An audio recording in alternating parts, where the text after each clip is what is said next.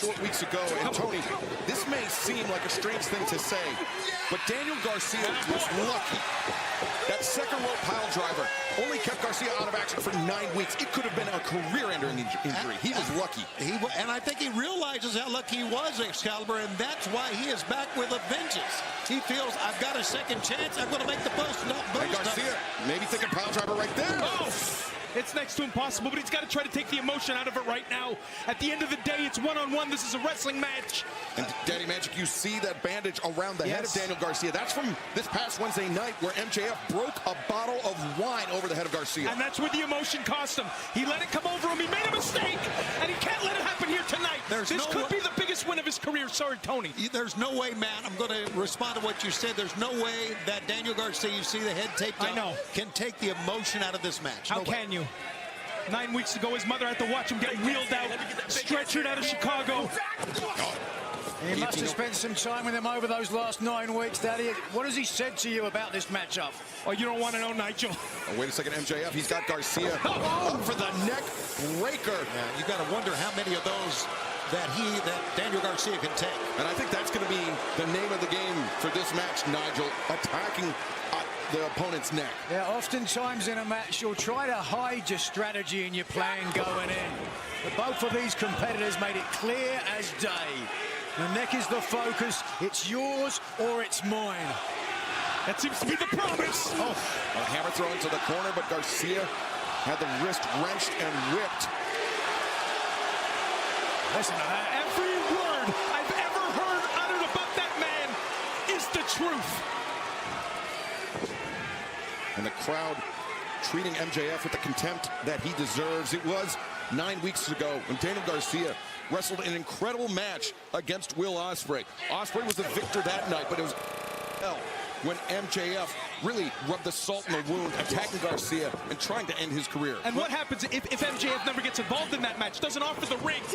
Well, that's exactly the point that I think you missed there, Excalibur. MJF gave Garcia the opportunity to use his ring to win the match. Garcia elected not to take it, which MJF took as an insult and made him pay the price. Or MJF created a distraction at a pivotal moment that cost Daniel Garcia the biggest victory of his career. That's what it is. In my opinion, that's what it is. MJF has been threatened by Daniel Garcia, the rising star, since day one here in AEW. I don't think MJF has ever done anything to help anyone. When he handed him that ring, he's disingenuous. Well, sorry, Tony, I have to correct you there. Okay. MJF has done only things exclusively to help himself. Well, there you go. That's a fact. Danny's got to get it together here. Well, we talked about the emotion of Daniel Garcia here, Daddy. What about your emotion? How difficult is it for you to sit here beside and not get involved? It's next to impossible. My heart's jumping under my chest right now. I'm not even involved in this match. I feel the adrenaline. And you see the squeeze on the neck right now. It's a serious cravat right there, man. Look at the crowd, man. What a crowd we've got here at the Now Arena. They are packed in to see the final match in crying Bryan Danielson's career. Please. Well, that match between Bryan Danielson and Jack Perry, that will be, technically speaking, the main event match, because our last match tonight is the unsanctioned steel cage match. Oh, the DDT. This has got to be it. The cover. 2. And no, Garcia able to kick out. And fans, DraftKings, the official partner of AEW right now. All customers can join a free-to-play pool for tonight's unsanctioned lights-out steel cage match main event between Hangman Adam Page and Swerve Strickland. Get enough of the multiple choice questions right and earn your share of the prize. Download the DraftKings app, sign up with the promo code AEW, and play free with an official partner of AEW. DraftKings, the crown is yours. If you're keeping time, and I am, it took Nigel McGuinness 7 minutes to bring up the name of Bryan Danielson. You sure are a nerd, Tony. That's longer than I expected. You're doing good. You're going to add that to your Rolodex.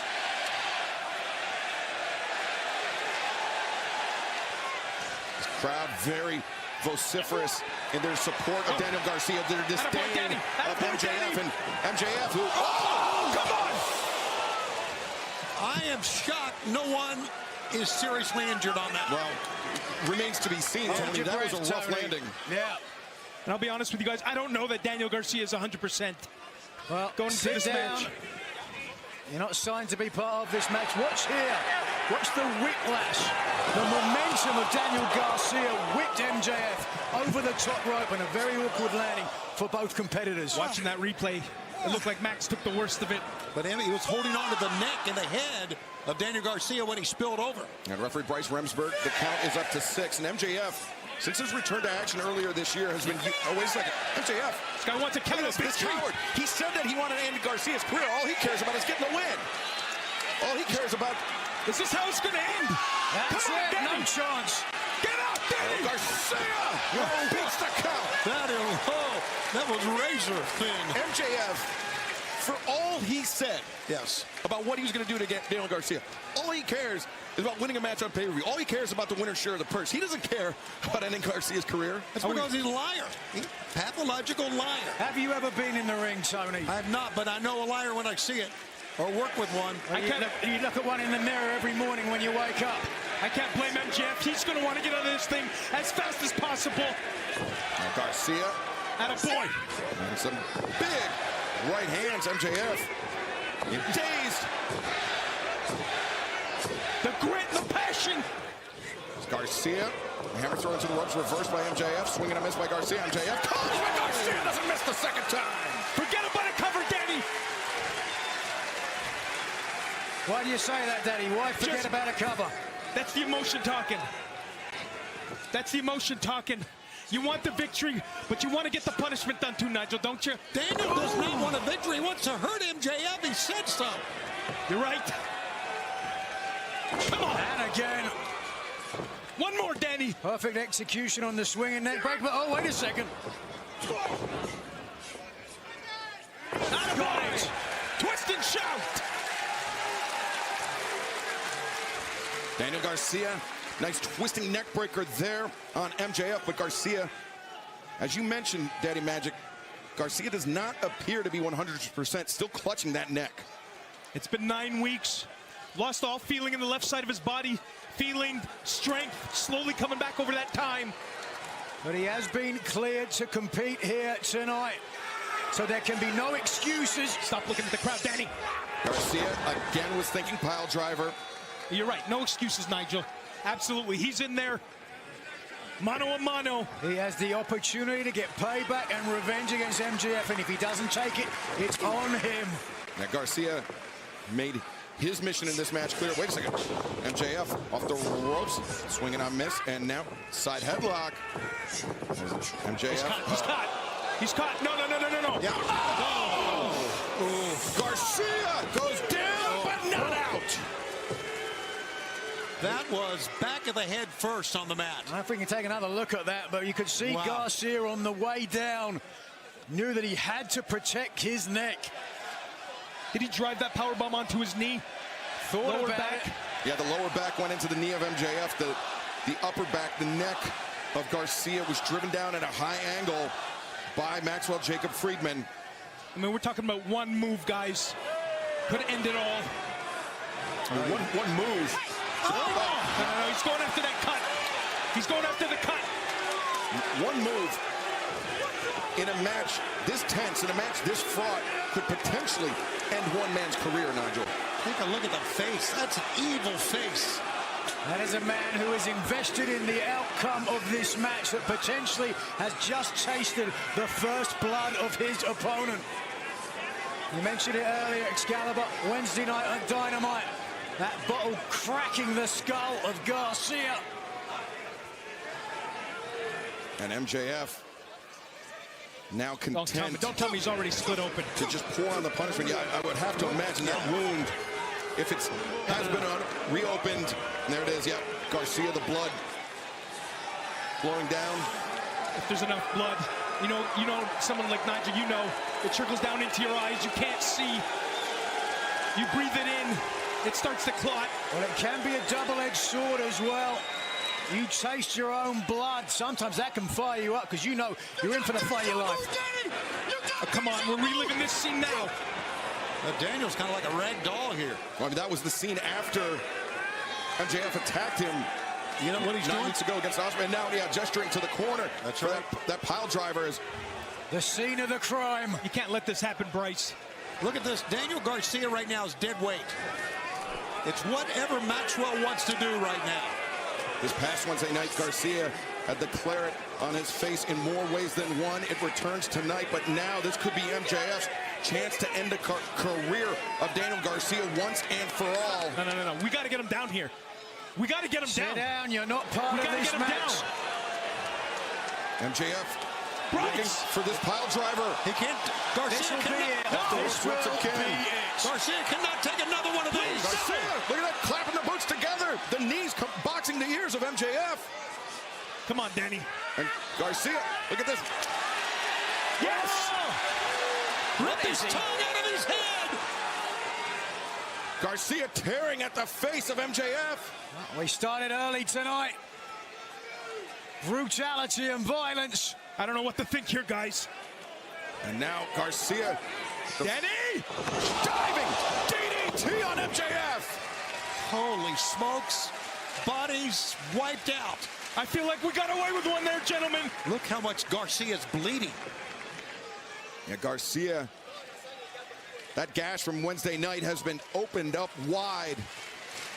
A geyser of blood coming out of the head of Daniel Garcia. And MJF, though, on the receiving end of that DDT, he has not moved since his body came to rest. This is an absolute mess here. Get a cover. Garcia makes the call. Crawl the arm on the... There's the bottom rope. That's great ring awareness, you got to admit.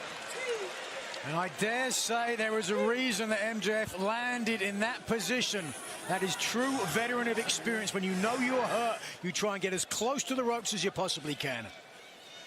Now remember, Garcia said he was approaching this match as an opportunity to do to MJF what MJF did to Daniel Garcia.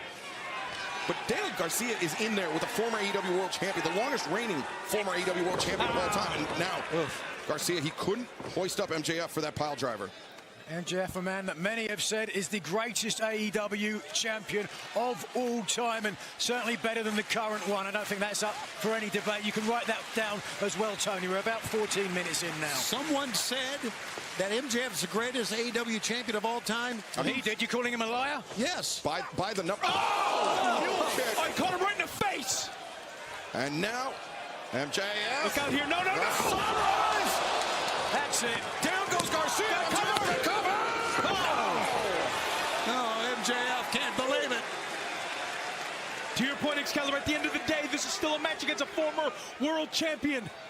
And a win, what would that do to the career of Daniel Garcia? Well, at some point, Daniel Garcia needs to stop thinking about crippling MJF and about what an opportunity that would present to get a win over the most dominant, by the numbers, AEW World Champion of all time. That's what I've personally been agonizing over this entire time since this match has been announced. You What told it him could do not for to his cover career. him, though, didn't you? You said don't cover him. You're changing your tune now? I mean, listen, Nigel, I'm a mess out here. I can understand your emotions, certainly. Daniel Garcia has used that jackknife pin to pick up a lot of victories in his career. And is that what that was from MJF right there? He certainly had Garcia folded up. There's a version of it. Danny's got to protect himself here. But Garcia, Look at his eyes. Look at his eyes. He's all right, guys. that look in those eyes, that's how he came by that moniker, Red Death. Once he gets into that mental state, Look at this. it is all over for his opponent. And Garcia, Come on now. Come on, Danny. Bowing up, guys. Daniel Garcia locks eyes. The man I don't think so, Max. Here we go. tried to end his career, and now a flurry of elbow strikes from Garcia. This is what we paid for. Wow. Thumb into the eyes. You do what you got to do. Yeah, he is so shrewd. I hate him, but he is shrewd. Thumb to the eyes. We'll stop anybody. Call his shot. Oh, wait a second. Inside Oh, cradle. package. Two. No. That tilt by MJF. Garcia tilts. Both men release. Both men. What a right hand. What an amazing opening match. And you know that thunderous right hand from MJF reminds me, that Dynamite Diamond ring, it's been stolen. MJF, he's Yep, was stolen in Great Britain. By Daniel Garcia. by Daniel Garcia, and Pawned it off. that's That was an unprotected shot right in the face right there, guys. That limits MJF's options. We saw him, Nigel, against Will Ospreay. He attempted to use the brass knuckles, but it was Garcia that prevented that coming to fruition. It was Garcia, 100%, who cost MJF his beloved American title. MJF is coming for payback tonight. Wait a second. Garcia the roll up, but no. Hey, get him out of there. I think MJF was reaching back, but he over-leveraged it out. Garcia swings, and German suplex Garcia. Rolls through. He's on his feet. Daniel Garcia. Hey, boy. Garcia threw his entire body into that one. Gentlemen, what a fight. Both men are spent. It feels like one mistake here will end it. Certainly the decision hanging in the balance. Both men's chests up and down. Just watch here. High angle and right on the back of his neck. Fighting spirit from Daniel Garcia. Quid pro quo. And then following up. Nearly taking MJ's head clean off his shoulders. Crowd here just outside of Chicago loving what they are seeing. Daniel Garcia has an opportunity to pick up the signature win of his pro wrestling career here, but is he too consumed by revenge? Will that be the distraction that cost Garcia? We will find out. He's got to be thinking pile driver here. He has to be thinking pile driver. Well, if you know that, so does MJF. Oh, wait a second, MJF. Doing for a Boston crab. No. MJF turns the corner.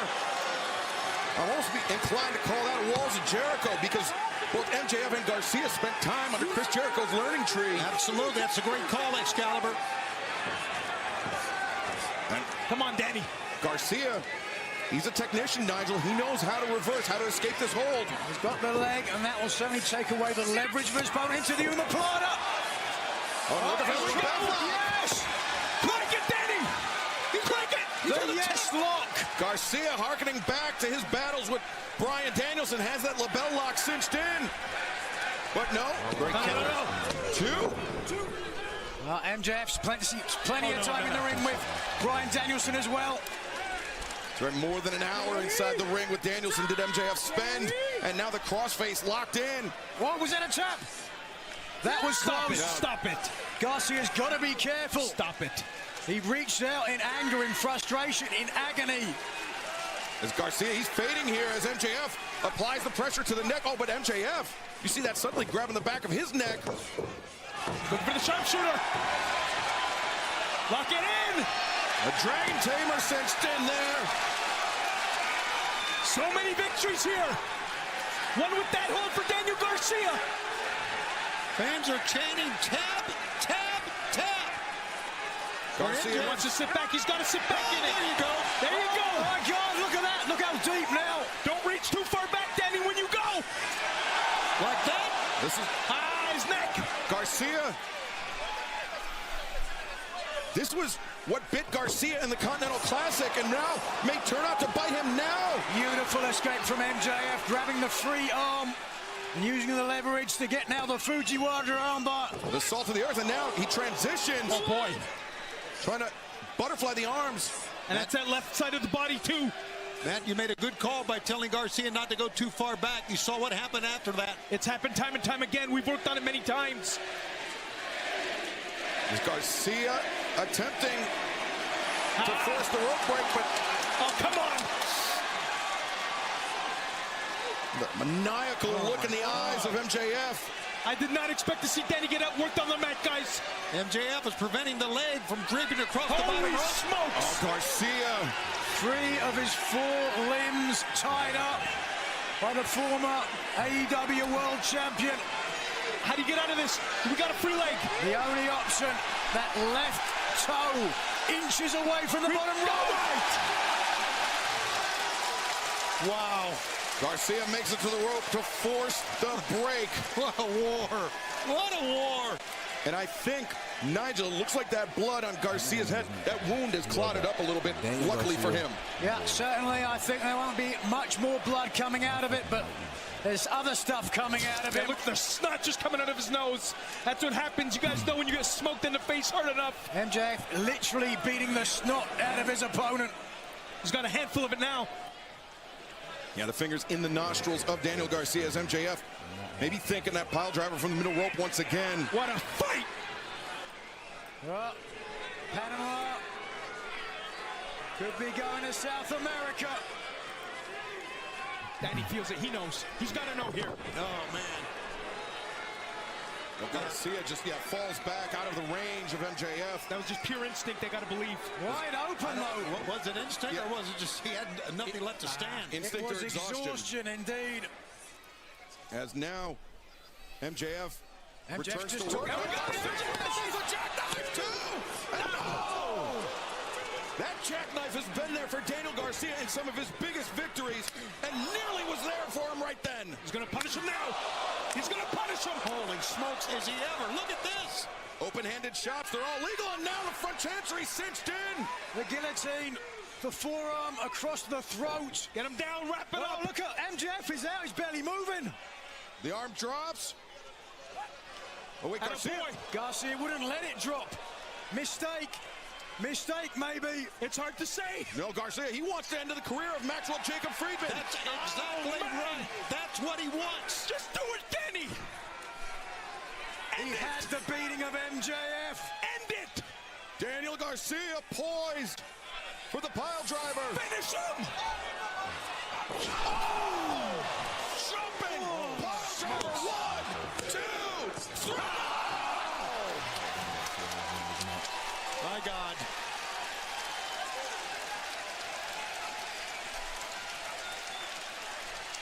Wow. Where did MJF pull that out from? Give him credit. Look at the angle of Friedman's head. You can see underneath the knees, driven into the mat.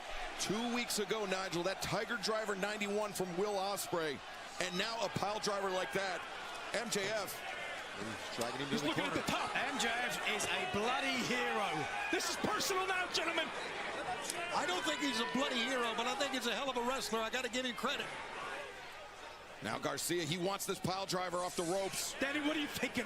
That's got to be what it is, right? Yeah, of course that's what it is. He wants to end MJF's career like he's been saying. He wants to do to MJF what MJF did to Daniel Garcia 9 weeks ago. Don't slip. And he's going, like you said once, Nigel, to the scene of the crime. Just do it. Don't waste time now. Come on, Danny. MJF kick. And oh, now biting. MJF biting. That's the risk you take now. You can't let a guy like this hang around. Both men are absolutely spent. Take a look at what we're watching. What an opener. We are just starting here at All Out.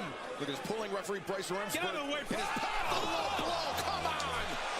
And the jackknife. No. 1, 2, 3. What?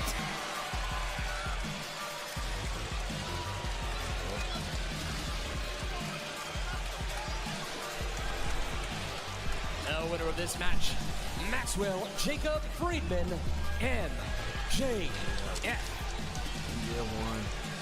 I'm pretty sure they don't have a low couple blow. more matches after this. And the jackknife, just insult to injury. Low But blow by MJF. With the damage done to the neck, the jackknife pin meant there was no way Garcia could kick out of that. That much pressure on an already damaged damaged neck.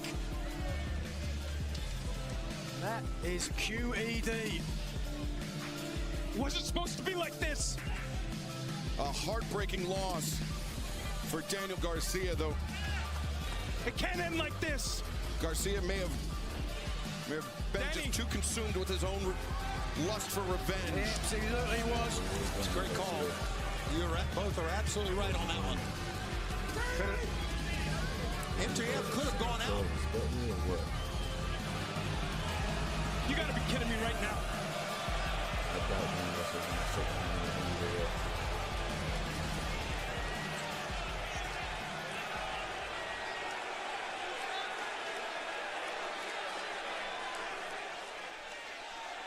What is he about to do?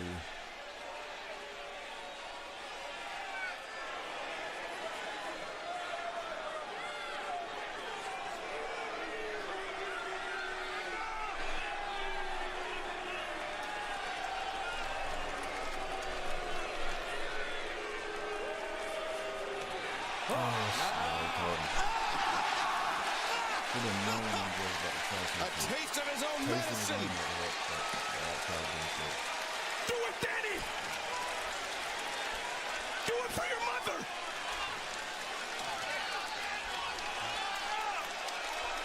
He's looking in the corner. Oh, he's about to drop him in his neck. Oh, wait, no. No, there's no need for this. On the top turnbuckle. Let's get some help out here.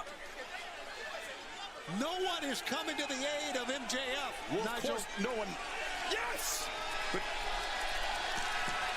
I don't know how I feel about this. I don't know if I can. Oh my God, just spit right in the face.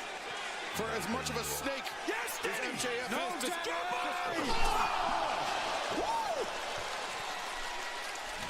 Yeah, that's pretty heavy, guys. What a sore loser. Oh, shut up, You Nigel! can see that shit. Oh my God, what the heck? Dang, I see this psychopath.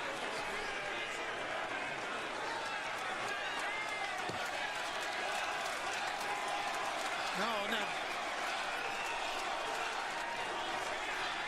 Probably take one more time. That's sick. I don't know, guys. Well, Garcia evidently found a second wind. Look at this. Where is it? Yeah, this is just pure adrenaline Take a from this look! vicious, sadistic man. And now the ringside physicians attending to MJF inside the ring, and I'm conflicted because for as low of an individual as MJF is, no professional wrestler deserves to have their career jeopardized quite like that. But while MJF receives medical attention, our final match of the evening will be the unsanctioned, lights-out steel cage match between Hangman Adam Page and Swerve Strickland. Both men are in their respective changing rooms under guard. That is not only to keep them separated from one another, but to keep all the innocent bystanders backstage safe. There's a lot of friends, a lot of family that are here in attendance tonight. And these two men, Swerve Strickland, Hangman Adam Page, their match is still to come tonight. They will only be released from their changing room when it's time for them to enter the ring. But coming up next, a match for the AEW World Tag Team Championship. Matthew and Nicholas Jackson, the Young Bucks, will take on the Blackpool Combat Club's Wheeler Yuta and Claudio Castagnoli. Hard-earned victory here tonight. And whoa, wait a second. Elite 4-on-3. Yeah, outnumbered for sure. The Elite in full effect here. The history between these men. Anarchy in the arena. Blood and guts. This is far from over between the Elite and the Blackpool Combat Club. Claudio sweeps up the legs of Jake Perry. Now look at this Wheeler Yuta fighting back. You kids just make the biggest mistake of your life. I don't have anything to do at All Out. Neither does Yuta. Me and Wheeler against the Bucks for the AEW Tag Team Championships. What do you say? The Young Bucks defend the Tag Team Championship against Wheeler and Claudio. We will see you at All Out.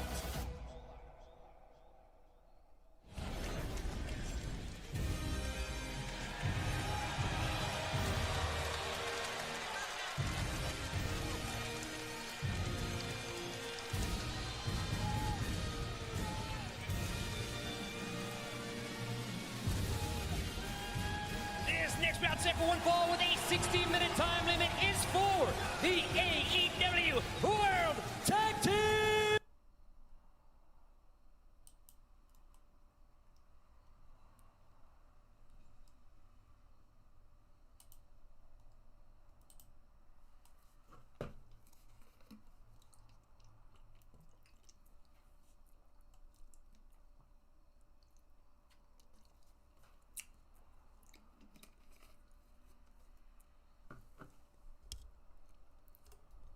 Hey man, make sure y'all like and subscribe though. Fuck is this doing?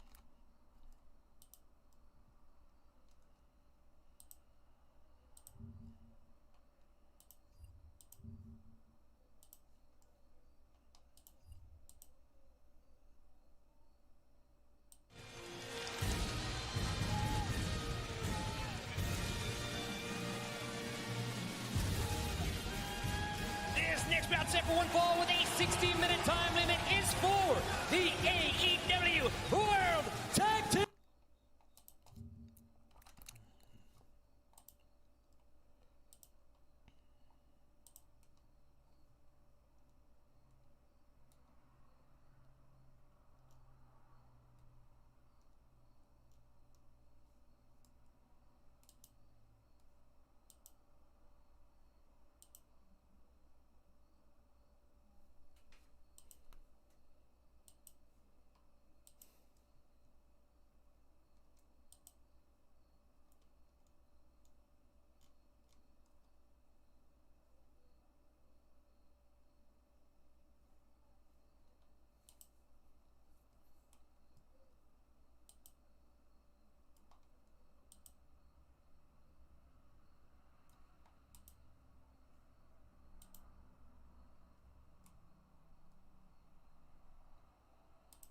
Bro, what is going on?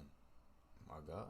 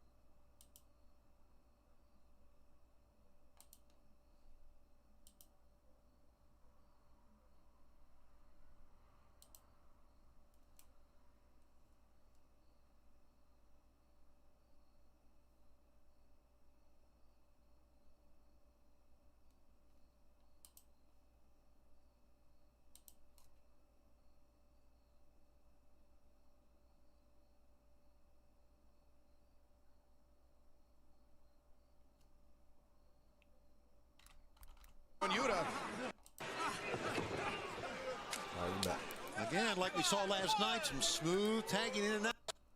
Well, they've certainly got cohesion and synergy as well, Tony. You must get you a thesaurus for your Christmas. Please do. So a thesaurus is kind of like a dictionary, but it gives synonyms for other words. Thank you. Synonyms mean words that mean other things. It's going to be a long night. He said cinnamon. I thought he said cinnamon. It's the accent. Okay. Excuse for not. As really, Yuta and Claudio Castagnoli just wearing out the undercarriage, shall we say, of Matthew Jackson, and now Nicholas Jackson. Oh.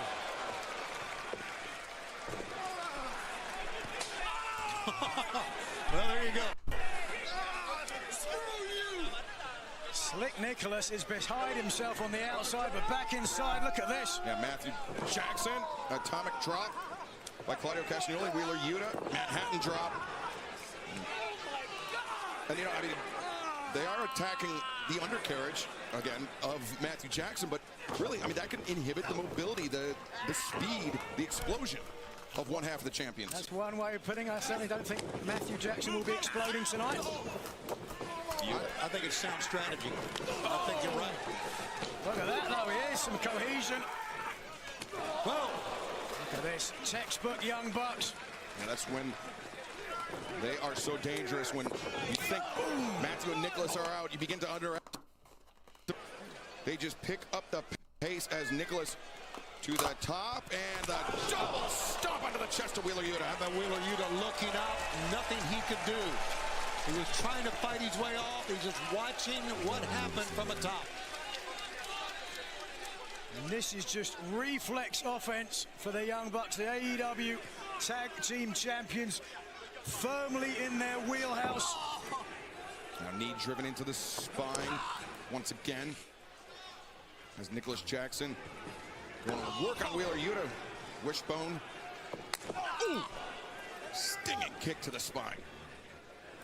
Yuta doing his best to stay alive in this one. I've got to give it to Yuta. He's doing his best. A valiant effort. He is a former Ring of Honor Pure Champion. Really the man that put the title on the map. You are out of your ever-loving mind if you think that is true. Oh, look at this. Combination offense once again. Wow. Neck breaker, and now Matthew Jackson. And notice how Matthew was looking directly at Claudio Castagnoli, keeping his eyes on the man. Very hard to get in the head of Castagnoli. Yeah, Claudio's seen it all. You're right. He can be intimidated. A stoic look on the face. The man from Lucerne, Switzerland. Boy, Wheeler Yuta showing a lot of heart, a lot of gusto here. But Matthew and Nicholas Jackson, I mean, just tag team surgeons picking apart Yuta. Lateral press once again. I will say this, the reason why Yuta is so tough in the ring is because the rest of the Blackpool Combat Club have physically abused him over the last couple of years behind the scenes. Physically abused or trained in an iron sharpens iron or iron sharpens iron type of way. You say potato, I say potato. Yuta, though, throwing some shots into the chest of Nicholas Jackson. Well, listen, as far as Wheeler Yuta is concerned, we have watched the growth of Wheeler Yuta before our very eyes, thanks to the Blackpool Combat Club, and now you're seeing the end result. Like you said, probably the greatest Ring of Honor Pure Champion of all time. One more time, Tony. One more time. A lot of reversals, a lot of switches here. Yuta ducking underneath at an opportune moment and creating potentially a chance for him to tag out to Claudio Castagnoli. Castagnoli relatively fresh now. This is the trouble in tag team wrestling. Well, look how close he is now. Inches away, he's got to make the tag. There it is. Makes the tag. The Young Bucks in opposite corners. Prime targets for Claudio Castagnoli. Left and right uppercuts from Castagnoli. Rick Knox trying to get the action out of the corner. And oh, wait a second, in come Nicholas, and now Matthew Jackson spring up his brother. But wait, Claudio. Claudio, those uppercuts is so dangerous. He is a man's man. Look at this, man. He's just going back and forth, and he has to. His partner is still on the floor. He's got to take charge here. And Wheeler Yuta was on the receiving end of quite a bit of punishment from Matthew and Nicholas Jackson. And Claudio Castagnoli, seemingly limitless gas tank on him. The fans loving every bit of it. And the Young Bucks ineffectively looking for a clothesline, and Claudio connects with his.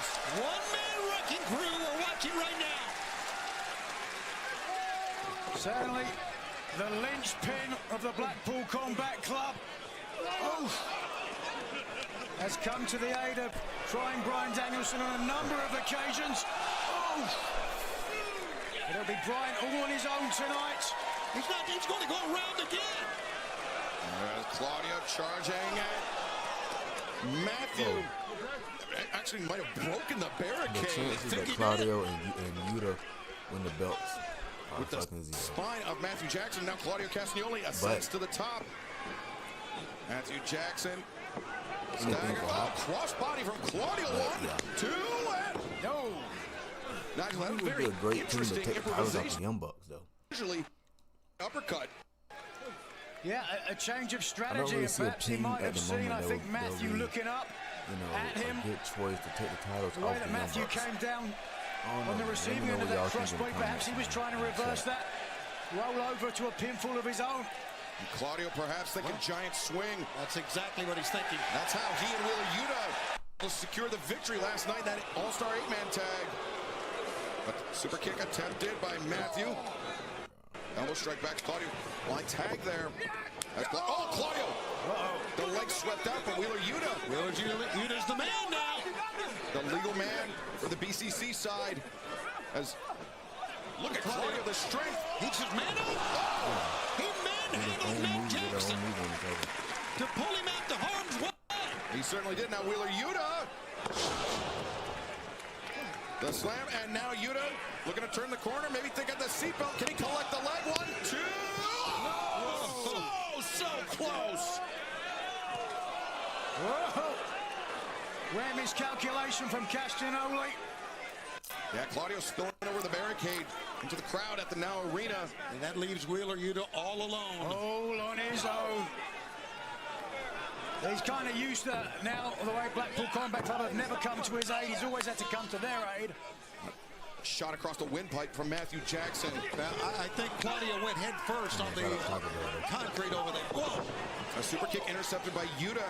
And colliding with the super kick that time. Didn't miss Yuta. Hanging on, but come back for more. Wheeler Yuta. Very effective fighting against the odds. The German suplex. 2 and How about Wheeler Yuta? How about Matthew Jackson kicking out of that? And now Yuta, we've seen him employ this cattle mutilation submission. Made famous by Bryan Danielson. Oh, what a mistake. Oh, look at that. Nicholas Jackson, the senton atomico to break it up. Can you need a clear example of why Wheeler Yuta needs to move on from the BCC? Oh, Claudio, the catch, and he and Nicholas spilling over the top, but Nicholas finds his footing on the apron. The kick misses, but the Hurricanrana does not. Take a look at all 4 side, 2 inside.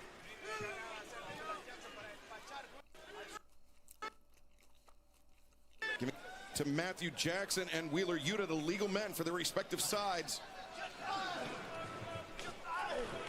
And Yuta, what a 2-week period it would be for him to not only play a role in claiming the AEW World Trios Championships, but then to play one in claiming the AEW World Tag Team Championship. But Nicholas Jackson, I think you have to worry about that now. okay, with the leg. That was close. Oh, man. Look at Wheeler just trying. He has absorbed a lot of punishment in the match. I would say the bulk of the punishment for the BCC side. But Claudio, when he went over that barricade, Tony, we don't know what happened. He very well might have struck his head, just like you said. I think he did go head first. And that's why, well, at least he got back in, but it took him a while. And now, maybe thinking more bang for your buck. That was the tag team coming in. Oh, wait a second. Yuta, the crucifix. 2 and No. Now, Claudio helped that out on the outside. There you see Claudio in the bottom of the screen there. And Yuta gets the tag from Claudio Castagnoli. And, Claudio missed the uppercut, missed with the lariat, but not the uppercut. And now here comes Claudio. He spun in midair to connect. There's nothing he can't do. And giant swing, potentially. No, Nicholas. Sunset flip. Claudio rolled through. EVP trigger. 1, 2. Yuta there to break it up. Barely. Barely is right. That was as close to 3 as you can get without it being 3. And this now is the EVP's match to lose. Titles are firmly in their grasp. Don't let them slip away now, boys. We have seen 2 sensational matches thus far. Just 2, and a whole lot more to go. They're pumped. As stout and sturdy of a competitor as Claudio Castagnoli is, a second EVP trigger could almost certainly end the night, but perhaps super kick party. Here they go. Oh, wait, Claudio! Claudio pump up intercepts the Young Bucks knees. shoes are so ass. Oh, the Bucks break free of the grip of Castagnoli. And now, thinking double suplex, but no, Claudio's thinking double suplex. Here comes Wheeler.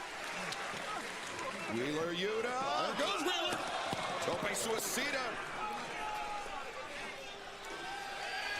As inside the ring, Matthew Jackson in the grips of Claudio Castagnoli in the giant swing. Let's see the apron and connect with a drop kick.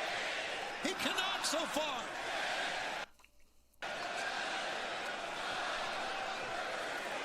To be honest, this is more than enough.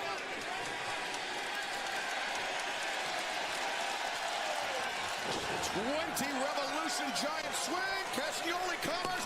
1, 2, no! Wow, that was a hell of a kick out. Last night, Tony, it was the drop kick from Wheeler Yuta. Right. At the end of the giant swing, the punctuation mark that made the difference. But he couldn't get up on the apron that time. Excalibur to do the same thing. Because the damage done earlier from the Young Bucks paid dividends. Oh, and again. Claudio and Yuta were thinking that fastball special, but the super kicks coming in hot here as Matthew Jackson, Yuta stunned on the top rope. Matthew Jackson in a very precarious Yuta. Wait. Oh, God. Rises up with the uppercut. How about that reach by that big man? 6'5" on the top, long way down. If he can complete. Superplex. Here comes. And the fastball special. The knees Holding wide. in weight. As old as he It's a is. fatal. 2, 3. There's 2 roll-up finishes in a row. The winners of this match and still AEW World Tag Team Champions, Nicholas and Matthew Jackson, the Young Bucks. Excalibur give him a heck of a credit to the Young Bucks. They fended off quite a challenge. Yeah, snatching victory from the jaws of defeat, Matthew and Nicholas Jackson. And really, it was Nicholas Jackson anchoring Claudio Castagnoli down in that corner to prevent the break of the pinfall attempt. It was a classic example of why the Young Bucks are the greatest tag team in AEW today. Yeah, tip of the cap to them. Again, the champions, 3-time champions. And once again, like they did at All In, fending off the champions. Oh, disappointment for the BCC side as Matthew and Nicholas Jackson will leave Chicago as still the AEW World Tag Team Champions.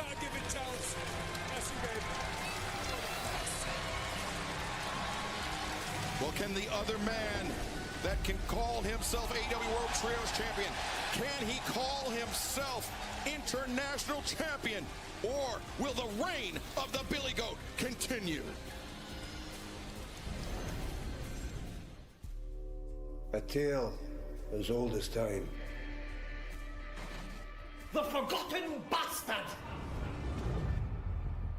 Tell me, who's the #1 contender? The Bastard Pack earning a shot at the International Championship. Not Will Ospreay. He swans into Tony Khan's office and sanctions himself an international title match for Wembley Stadium. Constantly overlooked, manipulated, and treated like a bum. There is nothing that is stopping me. I will get back my international championship. Back where it belongs with Will Ospreay. This is about restoring the international championship. This is the line in the sand. Oh my God! Let this be a warning to you. Don't you dare forget about the bastard. You think I forget about you? There's a lot of can never predictable forget matches on about this card. No, bruv, I've been chasing you all this time. This card is still. You've just been in this position so many times. Yo, Maybe we've lost faith in you. I don't even know how to say your name. D5NOV. I am taking back what's mine. Yeah. And reminding the entire world What's up, of man? the bastard is capable. I'm not gonna show the screen. If I show the screen, I'm gonna get copyright, and the screen will get taken down. Why would I do that? if you want to see the stream, there's plenty of streams out here to go watch AEW All Out. So, you know, but I'm not gonna show it. I can't, literally can't. This bout set for one fall with a 60-minute time limit is for the AEW International Championship. Introducing the challenger from Newcastle upon Tyne, weighing 217 pounds. He's a bastard. Pac. The only man to have held 2 All Elite Wrestling Championships simultaneously. Pac previously called himself 1/3 of the Trios Championship. He called himself the inaugural All-Atlantic Championship, the championship which would become to be known as the International Championship. And now he has an opportunity to do so for the second time tonight. He's had many big wins, including beating Kenny Omega. You'll recall referee stoppage, the very first All Out back in 2019. He's had some very, very big wins. He's going to have everything working correctly to beat the champ.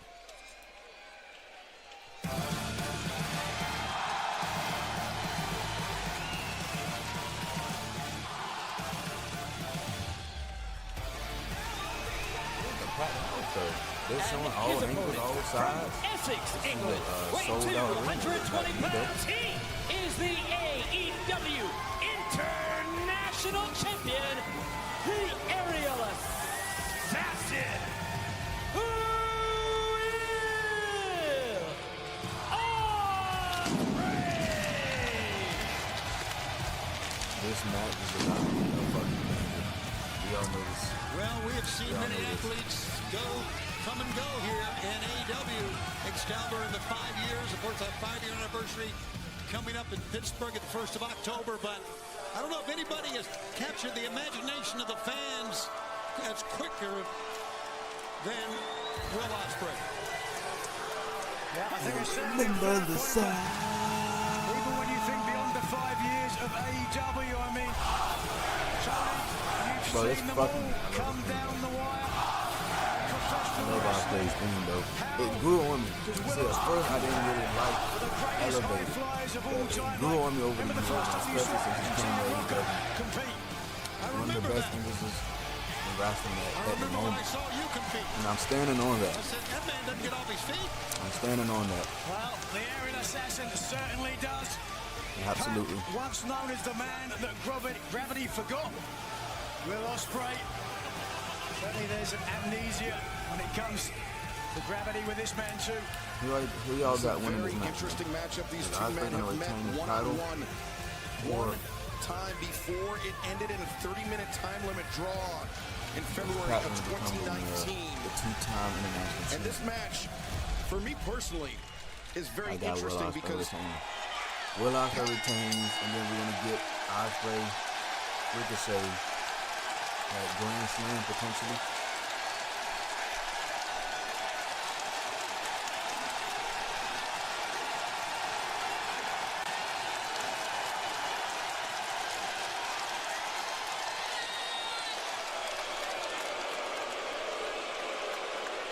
Wow, what a moment that was.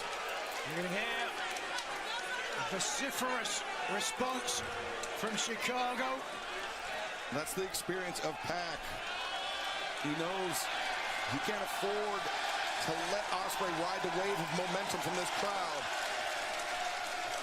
The reputation of Will Ospreay that he brings to every match.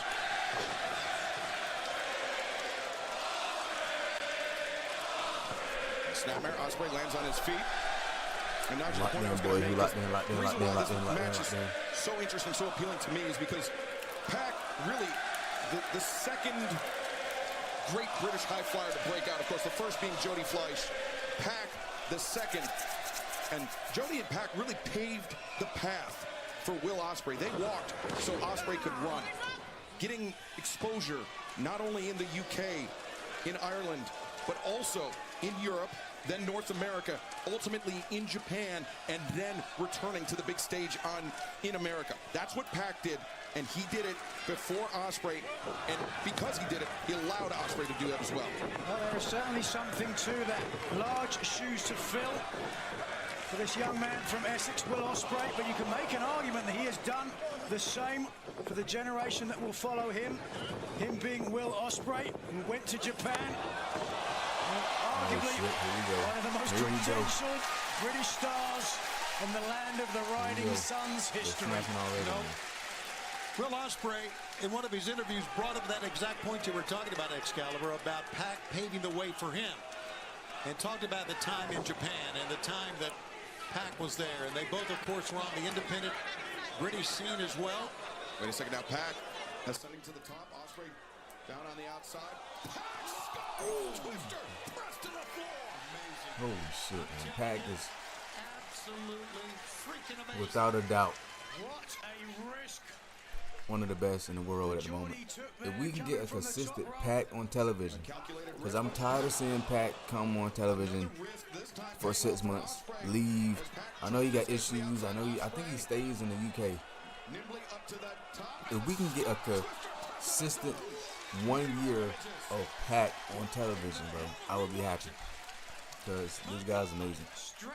Oh shit, look at Ricochet. Ricochet's watching on, man. Ricochet, longtime friend, longtime rival of Will Ospreay. We could potentially see Made his debut all in a triple threat match. Ricochet versus Will Ospreay versus Pac. Bro, imagine the scenes, bro. Imagine the scenes we get that shit. Congratulate Ricochet on the win, but Pac felt overlooked, being disrespected by Will Ospreay. And he certainly made a statement to that point, dropping the international champion on his head. So we've seen some incredible high If you want to watch the stream, bro, if you want to watch the stream, there's plenty of streams that you can go find. Go watch those streams. Go find those streams, my guy. I cannot show the stream. This is the reason I show my camera. If I can't show the actual show, I show my camera, my guy.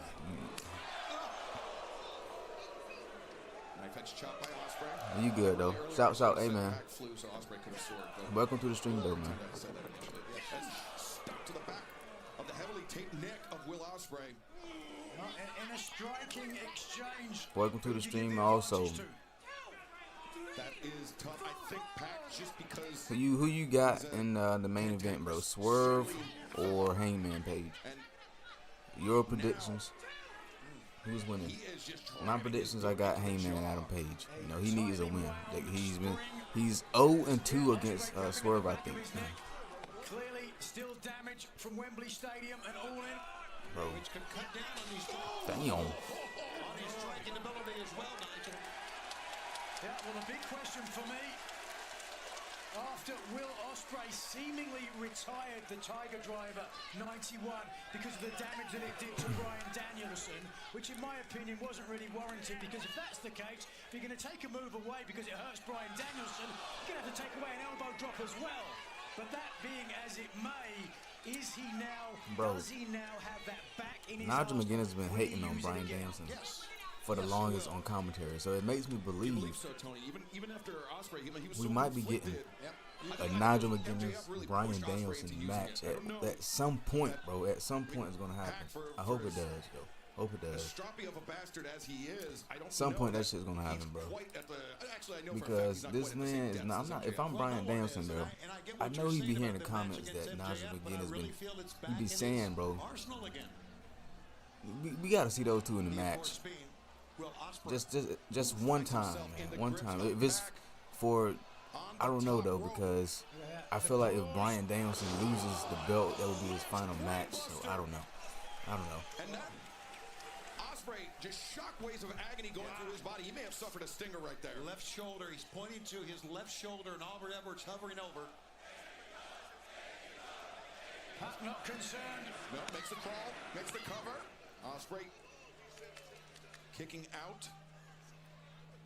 Yeah. Take a look here. You see the way the legs of Pac crumbled underneath himself for added momentum to the back of the neck of his opponent.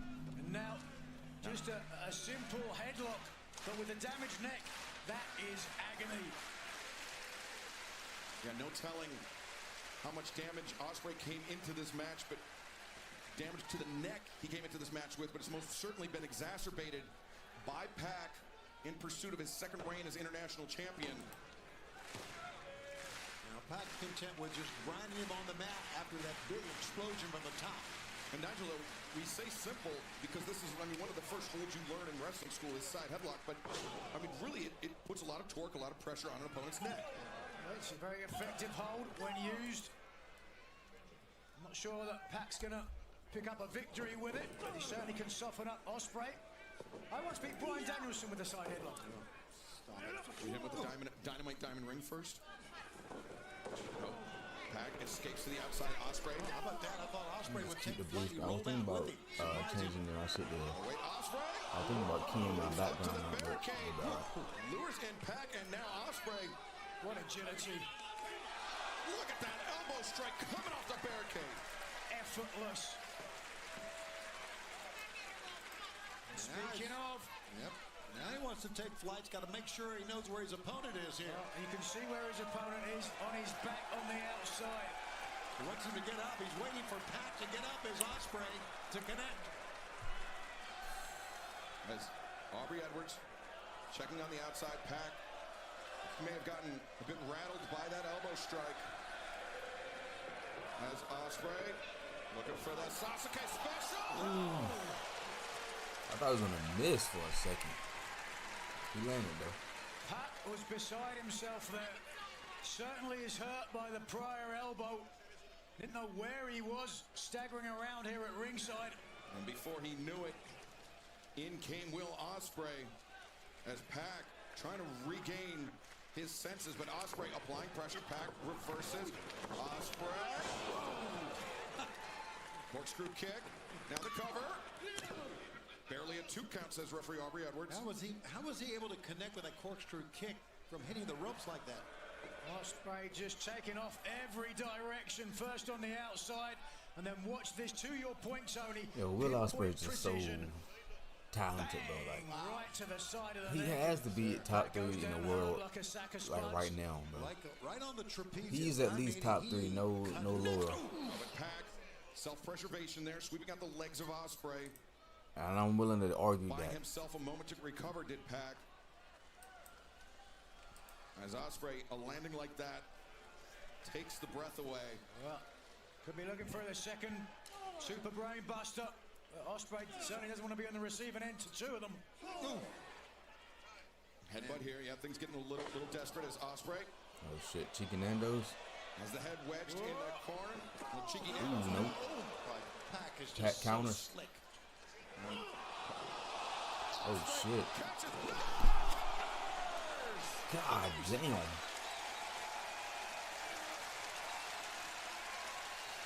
Fans are standing. And now, Liger. Bro, Pac has one of the best power bombs in wrestling, bro. And if Ospreay's neck was hurt before, now it is in agony. Yeah, with a DDT and then Look at that. I mean, the strength of Ospreay was impressive, but the body control of Pac, for as great of a high flyer as Will Ospreay is, I think Pac may have him beat in that department. Ospreay took that DDT, then he took the Liger bomb. Let's see what he's got left, man. He's still on the mat. Pac could be thinking Black Arrow. Kind of close. Yeah. And to that point, Tony, Ospreay rolling out of range, or attempting to at least. He's relatively safe, that close to the ropes, at least from the Black Arrow. But Pac's got plenty of other stuff in his arsenal. Pac vaulting off the back of Ospreay. Ospreay, standing Spanish fly. Cover. No, just a 2 count. Pac able to. That was a beautiful withstand Spanish the fly attempted in the comeback ring. there by Ospreay. Holy shit. Well, the athletes that we have here in AEW are absolutely amazing. I mean, they really are. What they do, what they put their bodies through. So have a great match. World class. Lying in wait, Ospreay, and back inside, looking for the Oscutter. Oscutter, Pac using his power to prevent it. Tombstone? Tombstone. Oh shit, no. Gets counted. Reverses. Tombstone. Oh. Pac flattened out. Oh, he's going for the hidden blade. Hidden blade, but he knew it was coming. Yeah. Saw Pac. He had his eyes turned. Super kick right to the arm. And now Deadlift German. deadlift. Oh shit. But Ospreay, the back elbow, finds his feet. Damn. With a kick to the base of the neck. Ospreay lands on his feet. Oscutter. Bro, you can see my fucking blue screen in the back. The cover. I usually key this out during my videos, so it's just you know, so it can look like a green screen. But I didn't do it because I'm live and I don't feel like doing that shit. Whatever Ospreay's dealing with, anytime you take those backward falling type maneuvers on your shoulders, it's like a lightning bolt going through your spine. You really got to be adaptable. Variability is the key to success when it comes to championships. Think of what moves you can do where you don't end up with your neck on the mat. So certainly to that point, the hidden blade has got to be Will Ospreay's friend right now. As you can tell, they're both moving a little slowly right now, and understandably so. I mean, remember their first match in 2019. Look at this. Ospreay just hands behind his back, giving his opponent his neck. Yeah, and you got to wonder about that strategy. You're right. Right in the forehead. Holy shit, man. Pat got a big ass forehead, I'll tell you that. Looks like a good strategy. Holy hell. At this point, wow. The point I was going to make is that first encounter between Pac and Ospreay ended in a 30-minute time limit draw. These two men so evenly matched, and we are seeing it. Where's Ospreay setting up? Before our eyes here on pay-per-view. Another one? Wow. Those kicks are this time on the chin. Oh my before. God, Oscutter on the apron. Oscutter. Yeah, but Pac is waiting for it. You can see that. Back with the waist. Oh shit. Oh no. Ooh. German suplex right on the apron. Aubrey needs to check in. Yeah, she is checking in with Will. Right on the side of the apron. Hardest part of the ring. Pac, you could see when if you didn't know. To the right as we're looking at it. Holy shit. Pac was waiting on it. And Pac is not done. Oh my, another one? No way. Ain't no way Neil's about to do another one. And if he does another one, it's over. Yeah. The new international champion. No, no. Oh my fucking God. Yo, no, it's over. It's over. This man just hit a Frankensteiner on the fucking, the hardest part of the ring apron. Holy shit. Yeah, putting pressure on the neck. Will shaking his head no. How much can he take? He may go out. He may go out. Sometimes when you're in so much pain, you almost black out. It was that brutalizer against Kenny Omega 5 years ago, this very building. That Pac picked up the victory. Gonna tap. He makes it to the bottom rope. And Pac looks pretty pissed off right now. German suplex head first on the ring apron, followed by Frankensteiner on the ring apron. Hardest part of the ring. Bro. And oh my God, how did Will Ospreay not snap his neck in half? Top of the skull on the apron. One wonders if Pac had attempted a pinfall quicker. Perhaps he would have got the 3.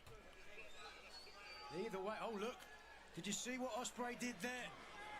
Almost as though he's playing possum because he knows the Black Arrow is in the playbook. Got him in position, you're right. Is he playing possum? Pac with his footing on the... Ooh, got the knees up. I thought they was about to have a third roll-up finish in a row. I was about to say, bro, at this point, stop. But match is still going on. Off comes the elbow pad. The hidden blade, no. Pac counters, backslide. 1, 2. Ospreay kicks free. Pac kicks him in the face. Holy shit, bro. This man Will Ospreay is insane. German suplex. Ospreay's momentum carried him through to his knees. Pat can taste it again. Oh, wait. Ospreay. Oh, shit. Oh, what?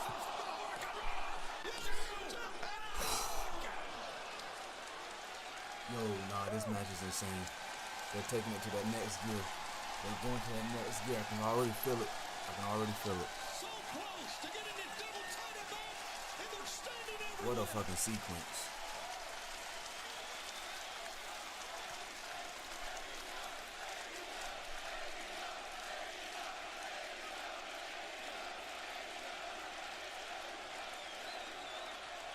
In just 5 years, those 3 letters, AEW, have become synonymous with the very best in professional wrestling, and we are witnessing it before Because our it's eyes. with the best roster, right?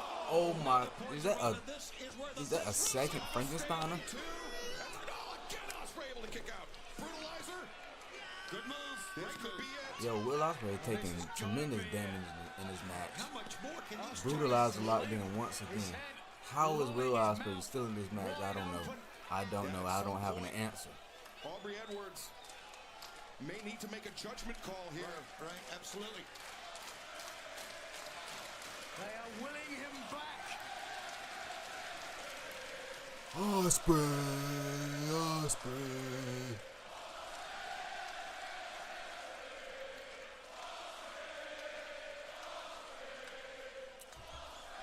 Look at Ospreay to his knees, carrying the weight of Pac.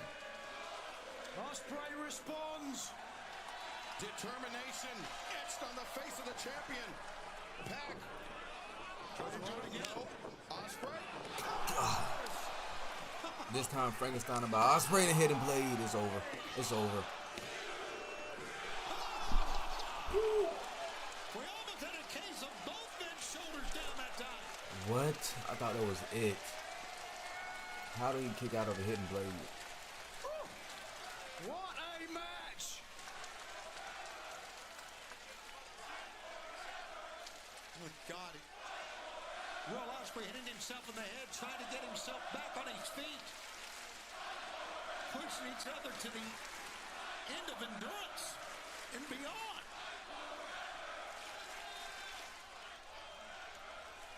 Ospreay. Oscutter is setting up for. Here he goes. Thinking Oscutter out of the corner. Pat. Oh, wait. Oh, It's caught. disrupting the balance of Will Ospreay. And oh no, thinking avalanche. Yeah, Pac looked back for his landing. Avalanche what though? Avalanche. Poison Rana perhaps. Oh, good Lord. Yeah, no, Oh no, no way. Die. Oh my God. Oh my, I thought Will Ospreay died. I thought he died. Hidden blade. Yo, Will Ospreay was seconds away from near death. What the fuck? Oh, God. We'll never count out the bastard. We'll never forget. Yo, Pac just kicked out another hidden blade. Oscutter. And Ospreay Looking for looking to make it a certainty. Stormbreaker. Storm no. What the fuck? Yo, Countered. 2. No Ospreay. Styles Clash. Styles Clash. Yo, no way. Hidden blade. Oh, it's over. It's over. It's over. There's no way. There's no way. There's no way. If Pac kick out of this. Okay. Okay. That was a great match. Amazing match. Holy shit. International Wow. champion, the aerial What the hell? Will I mean, I knew it was going to happen. I knew they were going to make magic, but I don't think anything tops that one. that was insane. That was insane. Epitome of our sport. There's so many moments in this match I thought Pac was done for. Absolute pinnacle. Will Ospreay too, bro. Will Ospreay and Pac. Fuck. 2 men But whoever's next got a hard time topping it. Of British professional wrestling, putting on a classic here tonight in Chicago. Unbelievable. That belt was so pretty, man. That belt was so beautiful. That's how it went down. AEW has some of the best belts in wrestling, As man. Ospreay's endured a lot of punishment in this match, he pushed forward the Oscutter, looking to end things here. One last attempt from Pac to pick up the victory. But the assassin would not be denied, rolling through, hitting the Styles Clash.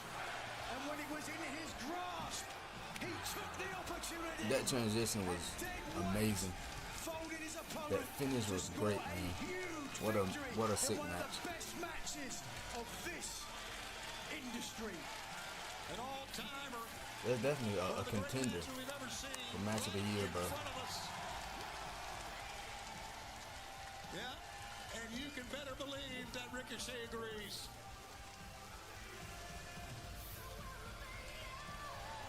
And Pac, though he leaves without the international championship, he can hold his head high. Absolutely. Knowing that he stood. Pac is still 1/3 of the trios champions. I wouldn't get down too much. Who could be considered the best in the world. Well, we knew we had some very personal. Shit, Chicago street fight. Willow Nightingale, Chris Statlander. This should be a banger. This should be a good match, man. This should be pretty damn good.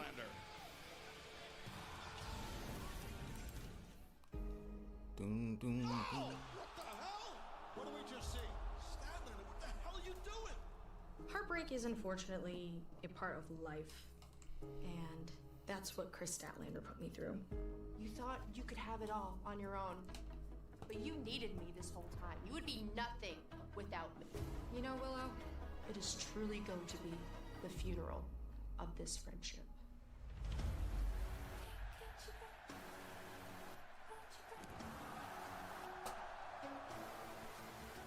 Willow Nightingale will be able to pick the stipulation for the match at All Out. Chicago Street Fight!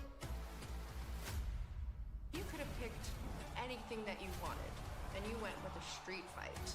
You still care a little bit inside, don't you? I valued Stat's friendship so much. I trusted her. I cared for her until Stokely came along, and now it's like she's a different person. Wild beyond compare. Willow Nightingale, Chris Statlander, the street fight. You've broken my heart. So at All Out, we're all gonna see what a heartless Willow Nightingale can do.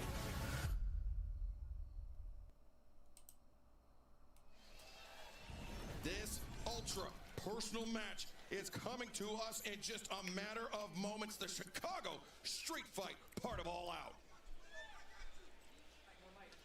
Willow Nightingale! It's Saturday night!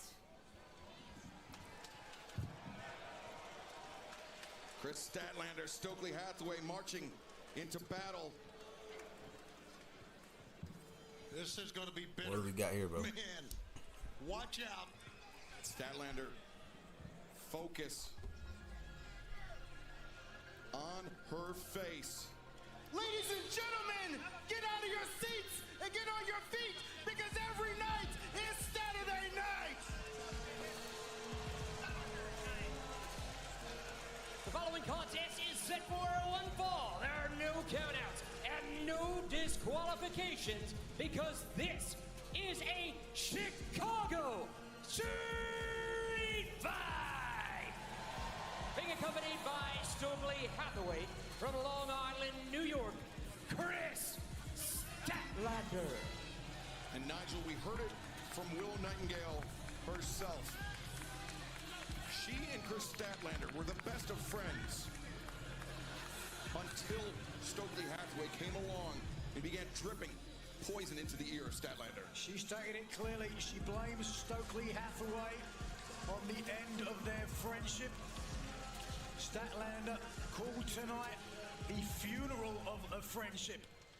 Well, I'm not sure if it's dead, but it's certainly on life support. Tonight's match could pull the plug.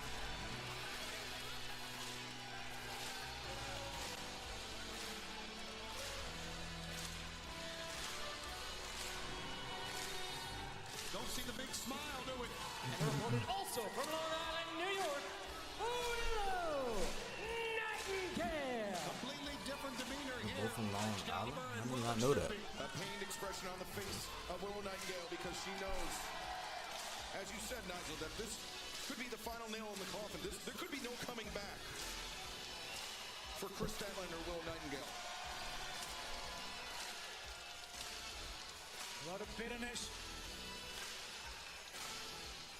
Best friends make the worst of enemies. And really, I mean, right. It was Stokely Hathaway that was, no pun intended, stoking the fires of jealousy inside Chris Statlander after Willow Nightingale claimed the TBS championship. And Willow coming into battle by herself here tonight. What did that chair say? Could you read it? Yeah, I think it's a Willow R.I.P., right? I believe it said R.I.P. New Jack, but okay. Willow Nightingale now looking to make an early end to this. Powerbomb. Oh, good God. And Willow. Babe with the power, certainly showing it there. Well, you know what she's going for here. Looking for that. God damn. Oh, man. Not every single bit of that. To this one as Willow will Statlander out for the cover. Well, Willow's going to go pick up the chair. Just watch here. Textbook of the impact driving into the chest of Statlander. Look where the chair is positioned here. As Willow Nightingale maybe definitely drive around the apron. Statlander. Well, trying to end things quickly. Oh, speaking of. Statlander was looking for the German suplex off the apron, but ooh. Oh my God. Still chair right in the back. And now, no. Statlander. Oh, they're coming our way. Damn. And the announce table collapsed. Is that the first time Chris Statlander driving.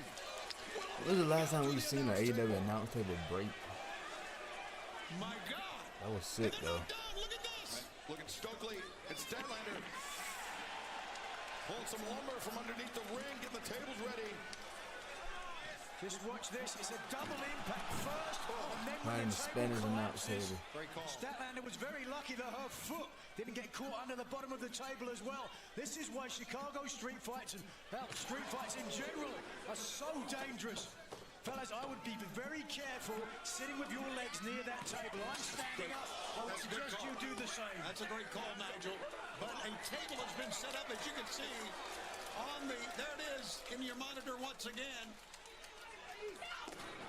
Willow's head first into the ring apron, courtesy of Chris Statlander. But Statlander is just wearing out Willow right now. Yeah, Willow, she was trying to And like Widow getting her shit beat. She getting her ass beat. retains the advantage. Oh my God, through the table. Statlander with Willow Nightingale positioned on the table. Statlander obviously is going to go up top here, do something. Trying to, wait a second, look at this. What is this? Interesting. Peeling off the turnbuckle pad. Perhaps so she can stand on it better and not risk slipping. Right. Better footing, you're right, Nigel.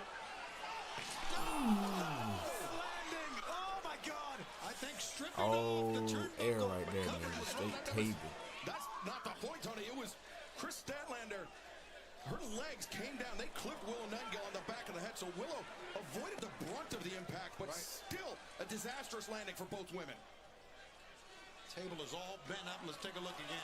There it was, yeah. There you can see to your Damn, point, and she Excalibur, came right both on her, legs. bro. She fell right on her tailbone too, bro. My Lord. Ooh, Like a car wreck. that's not a.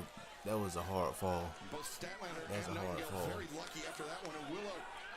Now she's on her feet. Here's Scott.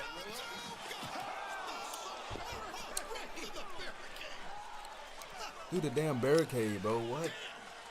If that barricade wasn't broken before. Hey, no, this match is kind of crazy. Fans are digging this. I don't blame them. What an incredible battle. What a night it has been so far. Good Lord, look about getting your money's worth. All Out has been all out, and we're barely halfway done. This match has been insane so far. Remember, this Chicago street fight, pinfall or submission. But where are these women going now? Well, anywhere they want to here in the Now Arena. Big clothesline. Harkening back to what Chris Statlander did to Willow at the base of the ramp when Statlander ended their friendship.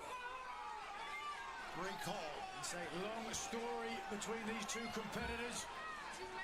Statlander, the former TBS champion.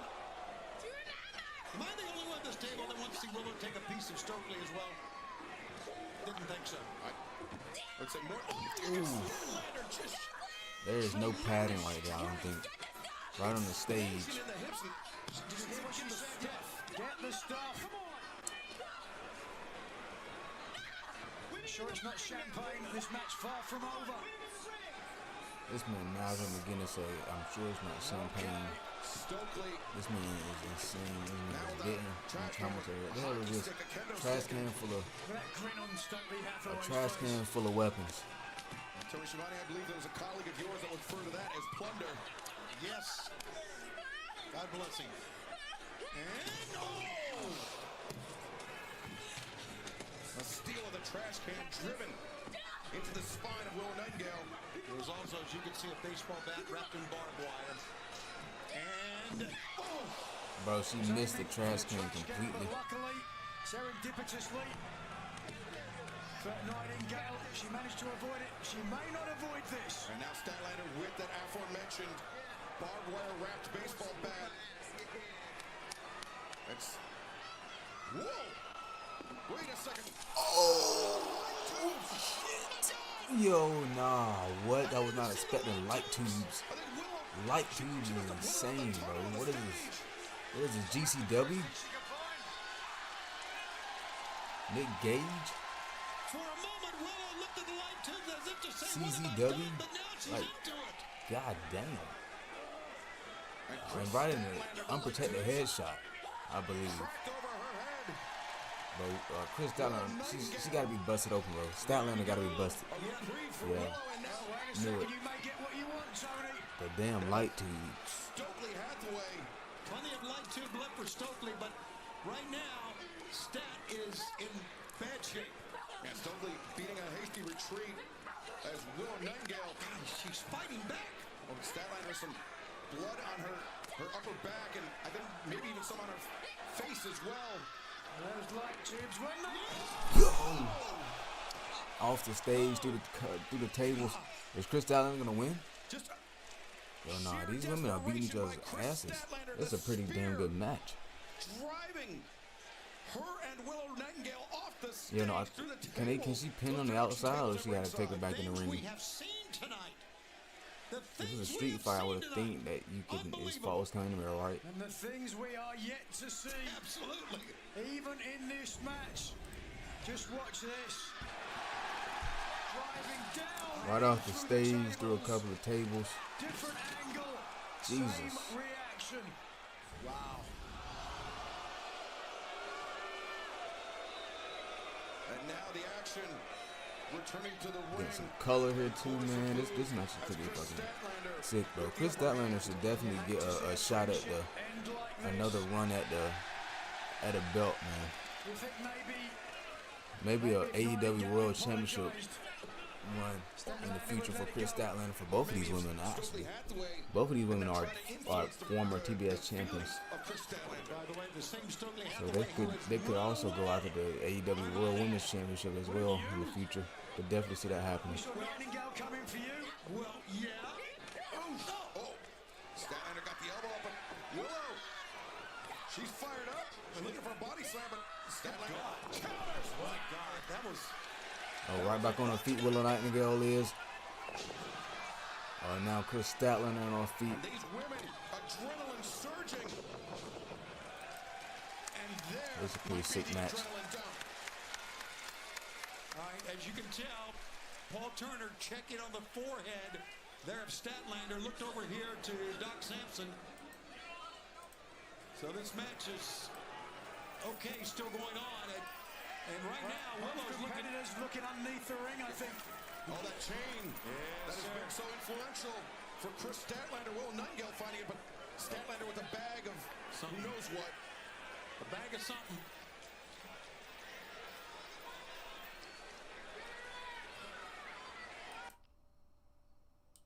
Wrapping it not only around her hand, but she was trying to go with her arm.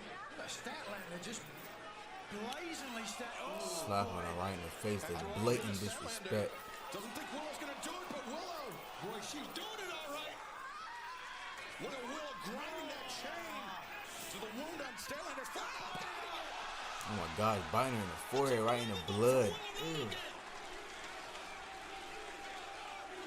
As Willow, the lariat attempted. Statlander German suplex.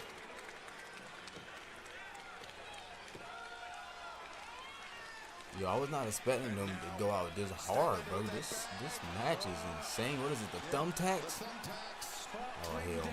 Thumbtacks. Somebody's about to feel some tacks. Both these ladies are battered and bruised and cut and hurt and keep going. Oh my God, it's about to be Willow. Willow saw the impending disaster, was able to escape, and now hammering Statlander.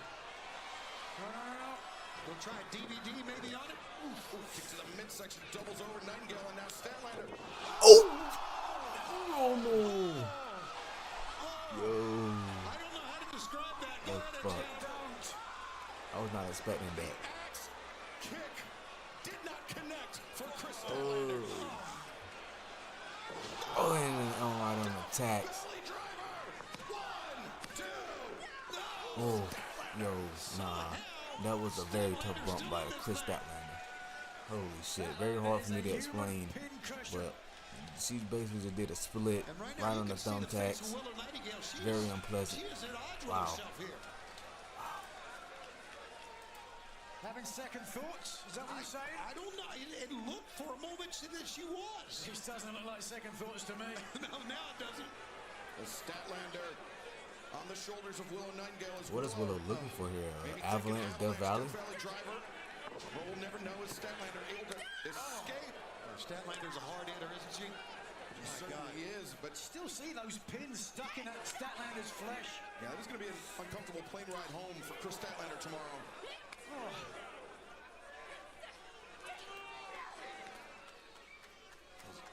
Willow, her feet on the outside of the ropes. These girls are, man, it's going to be a big, way up there. Yeah, a big crash coming up here.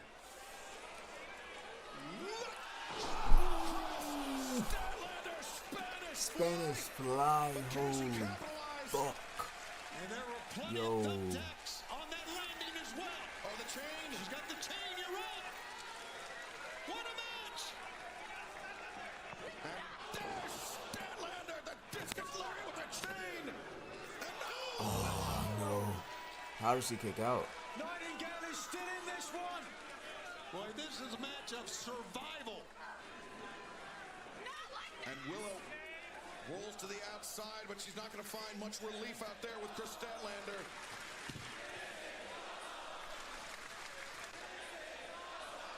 And what is Statlander looking for now? I mean, another chain. It's a dog collar. Yeah, you can see there the wrap at the end of it. Or she's going to wrap it around the wrist here. And look at this, Willow is so dazed. I'm not sure she even realizes what's happening. As Statlander. Yeah, Willow needs to fight off of this. She gets hooked into this. There's no escape. Yeah, but there's no escape for Statlander. What is Chris Statlander doing here? Why does he pull out a dog collar? What does she have in store? Oh boy. Well, as Jim Ross would say, and we'll hear from him later tonight, business is about to pick up. Chris Statlander looking to join herself and Willow Nightingale together, perhaps for one last time. Taking a book out of the late, great Ivan Koloff in a Russian chain match. That's broken out here. Buster. All that time, Statlander spent securing that wrist strap allowed Willow a chance to recover. Oh, just wild haymakers from This has been a war of attrition. Oh. Yeah, both women just slumped down. It's a slugfest. Final embrace for these former friends. Go Statlander. What a pickup. Ooh, tombstone right in the center of the ring. She's not done. Saturday Night Fever in this. Oh, now the chain wrapped around the throat, the face of Will Nightingale. Oh, Statlander. Look at this Statlander. What a horrible sight.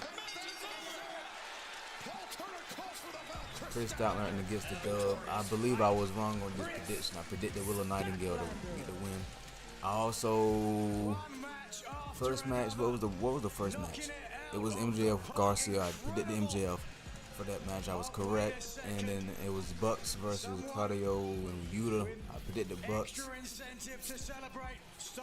Then it was what, Will Ospreay versus Pac. I predicted Will Ospreay. So I'm like 3-1. I'm 3-1 in my predictions so far.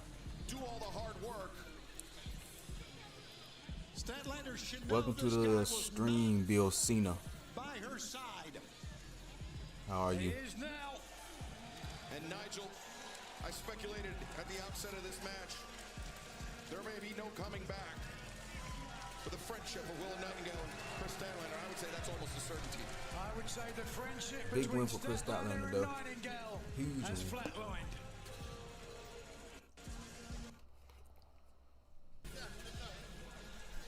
Well, ringside physicians checking on Will Nightingale as Chris Statlander Staggers out. Look at her. Spent. and perhaps a Pyrrhic victory for Statlander. That remains to be seen, but man, what a match.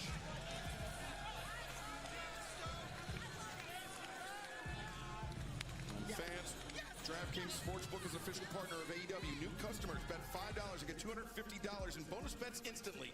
Simply download the DraftKings Sportsbook app and sign up with promo code AEW. And now, for a word from DraftKings. You're watching my special, aren't you? No, I just got this great NFL offer. Guaranteed, all up front. And this one's gonna be hard to pass up. Breaking news, LeBron James has a guaranteed NFL offer. He says it's, quote, going to be hard to pass up. Seriously? Ooh, somebody got to call a plumber, because you got a leak. With DraftKings, new customers bet $5 to get $250 instantly in bonus bets and a month of NFL Plus Premium. The crown is yours. Will Ospreay, a huge congratulations on successfully retaining your international championship. How are you holding up following that insane match with Pac? I mean, honestly, what can you say? Pac will go down as one of the best high flyers in the world today, and I needed that. That was my first ever pay-per-view defense. If Pac ever wants a rematch, you know where to find me. But the one person that I know is sitting backstage and watching, I hope he's not watching anymore, because he needs to pull his finger out and make sure he's not getting a payday. That's right, I'm talking about Ricochet. I hope you are backstage and watching this, because little brother, oi, welcome. What's going on? I'm trying to have a good Ricochet and Will Ospreay. good time back here. I hear you talking mad shit. What's going on? You got something to say? Yeah, mate. I'm sick of you sitting back there. You just got here. Why not stop collecting a paycheck and start racking up some wins, brother? Don't you worry, bro. I'm here for a long time. Don't you worry. I got a while. Don't you worry. I'm gonna see you soon. Good. I hope you do, mate. Why don't you go to Tony Khan, get some wins under your belt, then you can come talk to the chat. I got him lined up. Bro. Don't you worry. I got him lined up. I'll see you soon. I'll see you real soon, champ. I see you real soon. Don't you worry. Get better. Get better. Yeah, they're planting seeds. Planting seeds. When is this going to happen? When are they going to finally face off again? It could be Grand Slam. When is Grand Slam? I don't think it's going to be Grand Slam, though. It's kind of, that shit's going to be too soon. That's September 25th. After Grand Slam, what is next? What's the next pay-per-view? Let me see. I believe, if I'm not mistaken, it's Wrestle Dream. Right?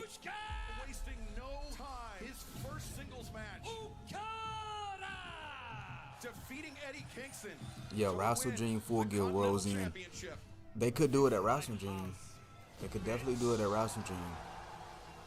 And All Out. I can see that happening. I cannot wait for that match, though. Holy shit. Cannot wait for them to face off again. I believe if anyone would take the title of Will Ospreay, it's going to be Ricochet. I can stand face to face in the ring with the best professional wrestlers in the world. At All Out, I'm going to take that Continental Championship. I'm the best bout machine now, bitch.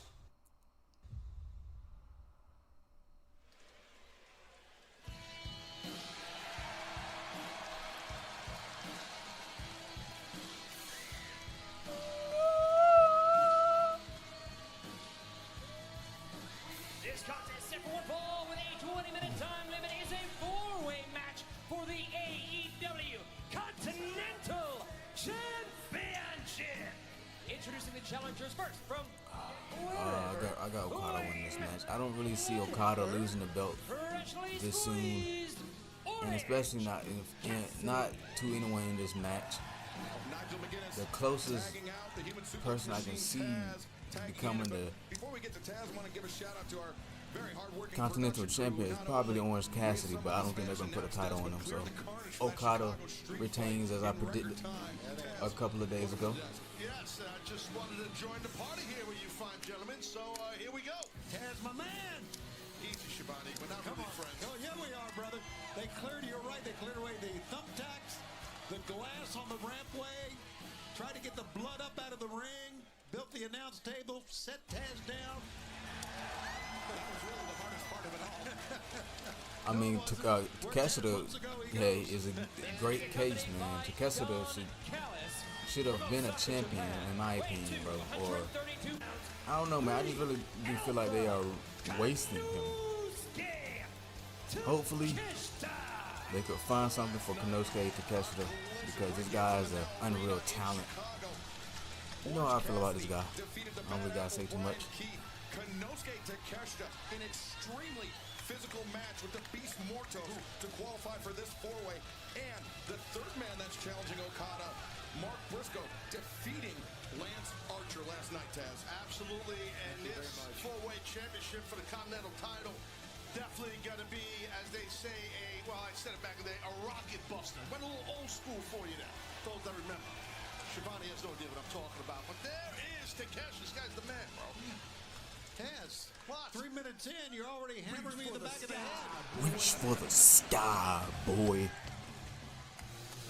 From Sandy Ford, Delaware, weighing 229 pounds, he is the Ring of Honor World Champion, Mark Briscoe. Yeah, this is the interesting part of this whole match. Two members of the conglomeration.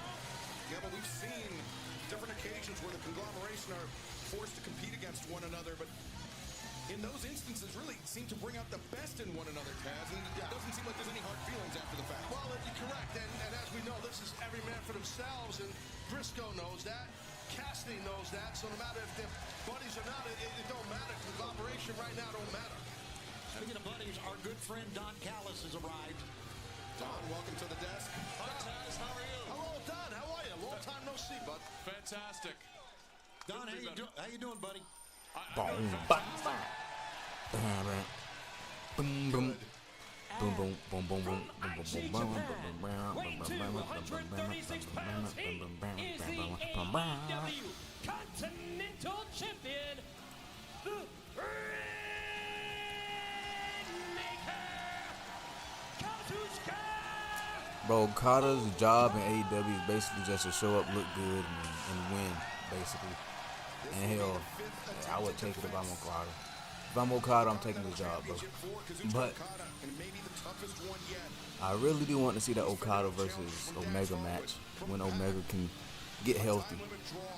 With Claudio Castagnoli and a win over Kyle Fletcher at Dynamite this past Wednesday night, Okada coming into this match with significant momentum.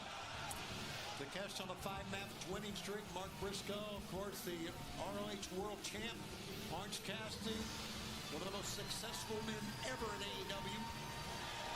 167 overall wins. Think of the talent, the wrestlers that we have seen already tonight and what we got ahead of us. What a roster that we have here at AEW. Oh, the roster doesn't stop. It just keeps on going with the talent that is in this company. It's endless. That's the truth. You're right, Taz. It keeps on going, all right. Right to the top, and at the top is the Alpha. Could be his big moment tonight, Don. Absolutely. I'll be honest with you. I don't care for Orange Cassidy, and I'm not a fan of Briscoe. And Okada, he and I have had our back and forth in the past, so I think this is Takeshita's night. Oh, but Don, you cannot deny the ability of Kazuchika Okada, of Mark Briscoe. Pretty elite level names in this I never match. said anything. I said I don't like them personally. They're great wrestlers. Don doesn't like anybody, Excalibur. We know that. Here we go. What we saw Wednesday night after Okada defeated Kyle Fletcher, that Konosuke Takeshita hit the ring and exchanged a very steely glare. Oh, yeah. With Kazuchika Okada. He's about to get this Okada Takeshita face off. At the same time here. You say a steely glare, I say fear in the eyes of Okada. And the fans say, go get him.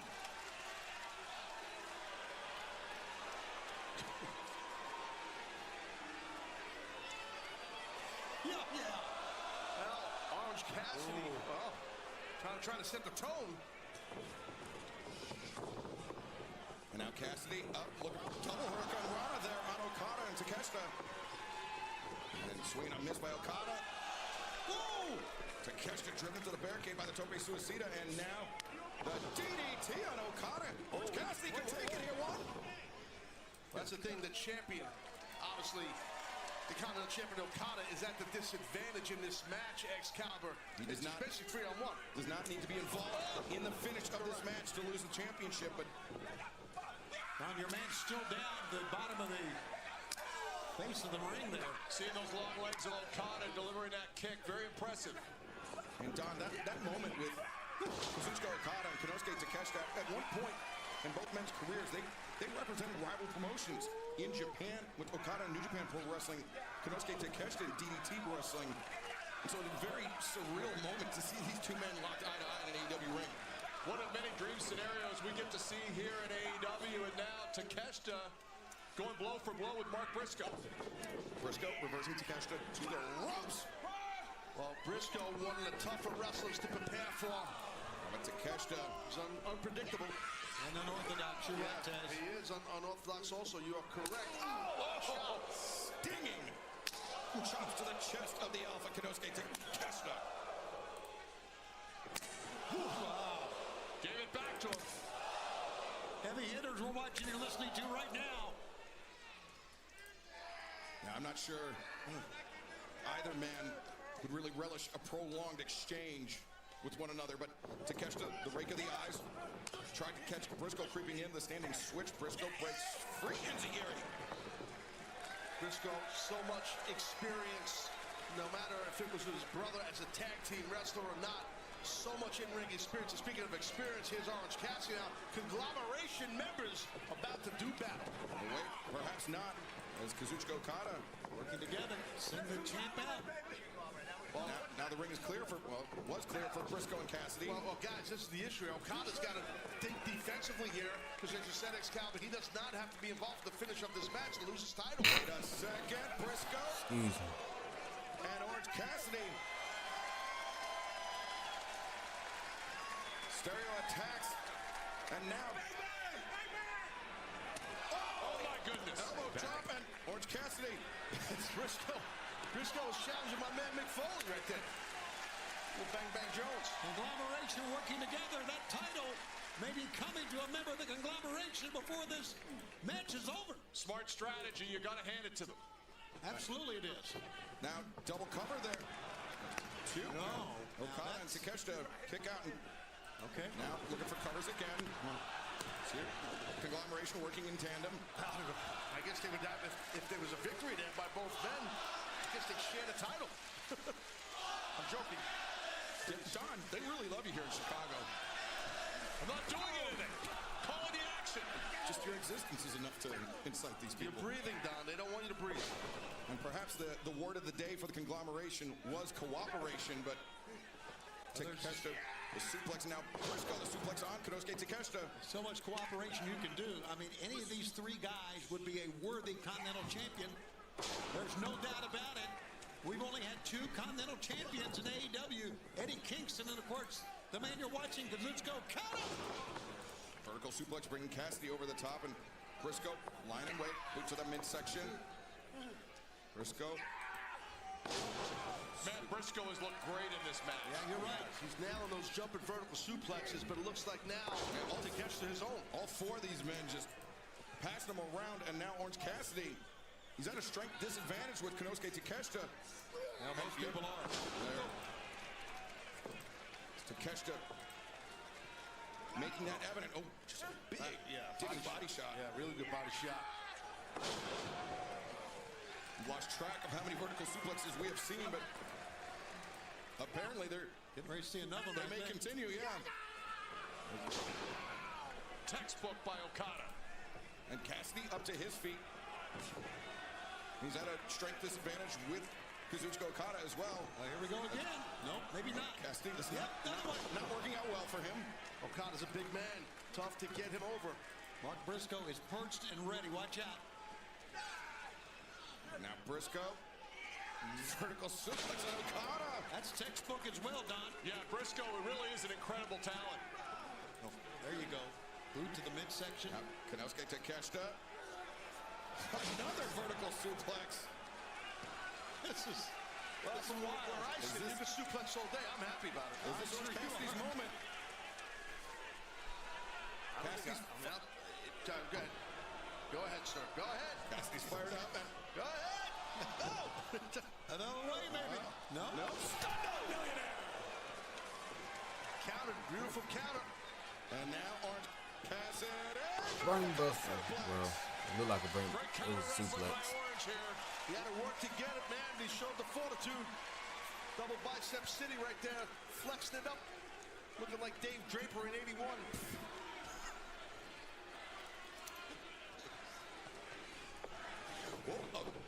Excuse me, Takeshita wound up. Went for the swing. Orange Cassidy able to avoid it. Ooh, damn.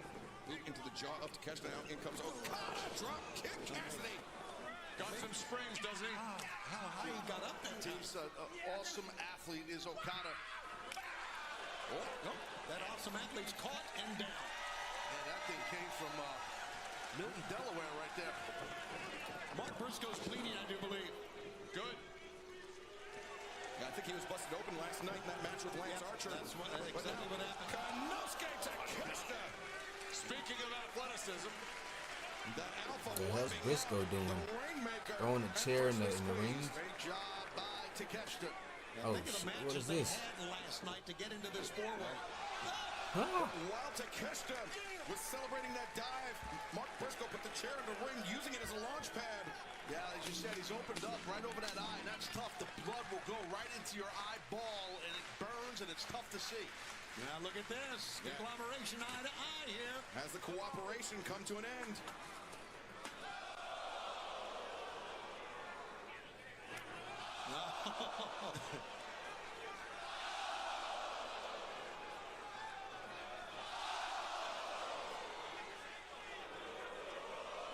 Mark Briscoe, punch him in the teeth.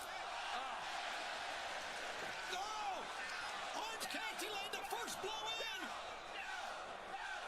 I would favor Mark Briscoe in this situation. Orange Cassidy ducks underneath.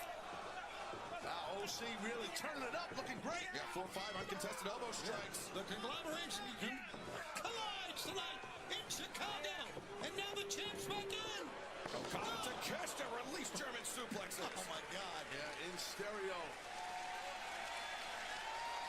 Release German suplexes will definitely shut you down. And here they go. Face to face again.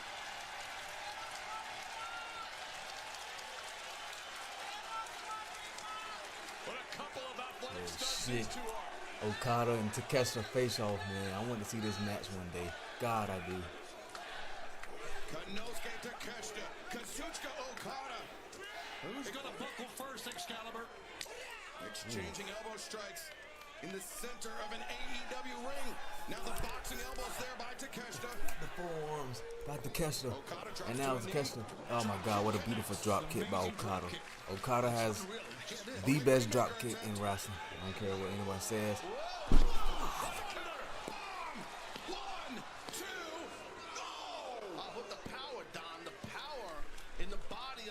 explosive to do that blue thunder bomb to a guy the size of Okada is very impressive. Takeshita, very explosive Holy young shit. athlete, Taz. Yeah, he sure Blue is. Thunder by Takeshita on the Okada. And, you know, for a guy who's on the younger end, Takeshita could seize the opportunity here, man.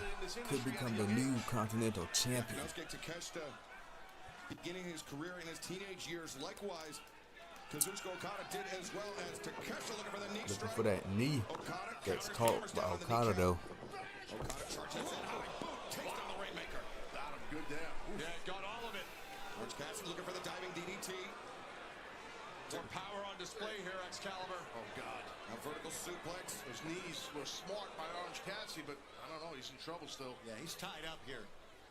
The knees stunning Takeshita, at least momentarily, as Cassidy tries to extricate himself from the corner. Oh! Powerful right hand from the Alpha.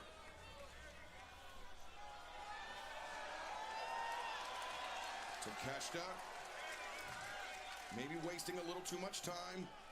Yeah, watch out. It's gonna Super duper superplex dodge. Big suplex from the top. Mark Briscoe. Froggy Bow, is this it? 1, 2, no! Oh, man. Okada saved his own championship, Shivani, right there. He sure did, Taz. Man, they barely, though. Did a smart thing, hopped down off the top rope so he could get there quicker to break up that pin. Well, he's a thinking man's wrestler. That's hence why he's the Continental Champion. Yeah, 171 days as champ since winning the title from Eddie Kingston. Now Okada, elbow drop on target.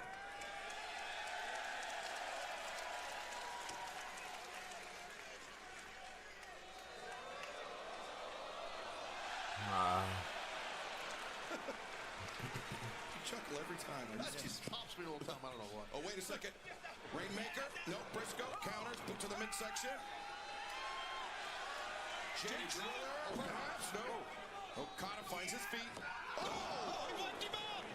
Oh, ripcord lariat there by Mark Briscoe. And look at this. Takeshita pick up the pieces. High boot. Takes down the champion. I like that. Takeshita picked his spot. He waited and nailed the champion. And look at Okada to his feet. Orange punch. Okada's in big trouble, guys. He's taking some 3 big blows. You're right, Don. Oh, Takeshita. That was smart, yep. Sending Cassidy into Briscoe, swinging a miss. Cassidy coming around. Looking for DDT, but no. Takeshita. Counter. Stundog Millionaire. No. Takeshita hung on.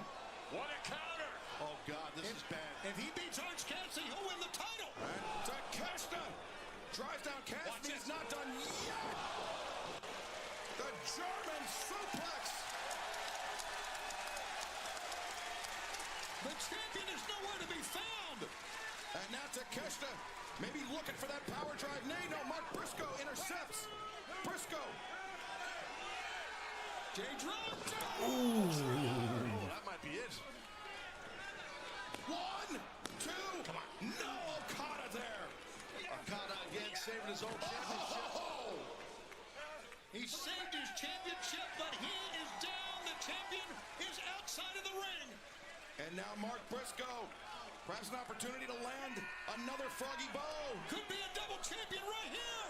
Oh, Takeshita, the knees up. Well, that is a great way to tear a guy's tricep. I can't believe that Takeshita's still on his feet. Of course you can. That's it, new champion. I think you're right. He's got it. 2. Orange Cassidy at the last possible moment. What a sneak. Big save. Big save. This is what a 4-way's all about, man. You got to get rid of the other guys and isolate yourself and win the match. Konosuke Takeshita in search of his first championship in All Elite Wrestling. He was half a heartbeat away from that. And now the mind games of Orange Cassidy. Never ending. Oh, wait, Orange Cassidy. Big break. Now we. I thought he'd try to pin him there, but he's going for the punch. You better follow up. Yeah, Cassidy wants to make it a certainty. Takeshita to his feet. Oh, what a counter strike. Oh, he knocked his teeth out of his head. Takeshita, the lariat. You can see the sense of urgency. Takeshita has amped it up. I can smell the gold. Konosuke Takeshi is looking for raging fire, but no, Okada counters. Okada dumps Takeshi to the outside. Mark Briscoe. Rainmaker. Rainmaker. Oh, my God. Drop kick to Takeshi.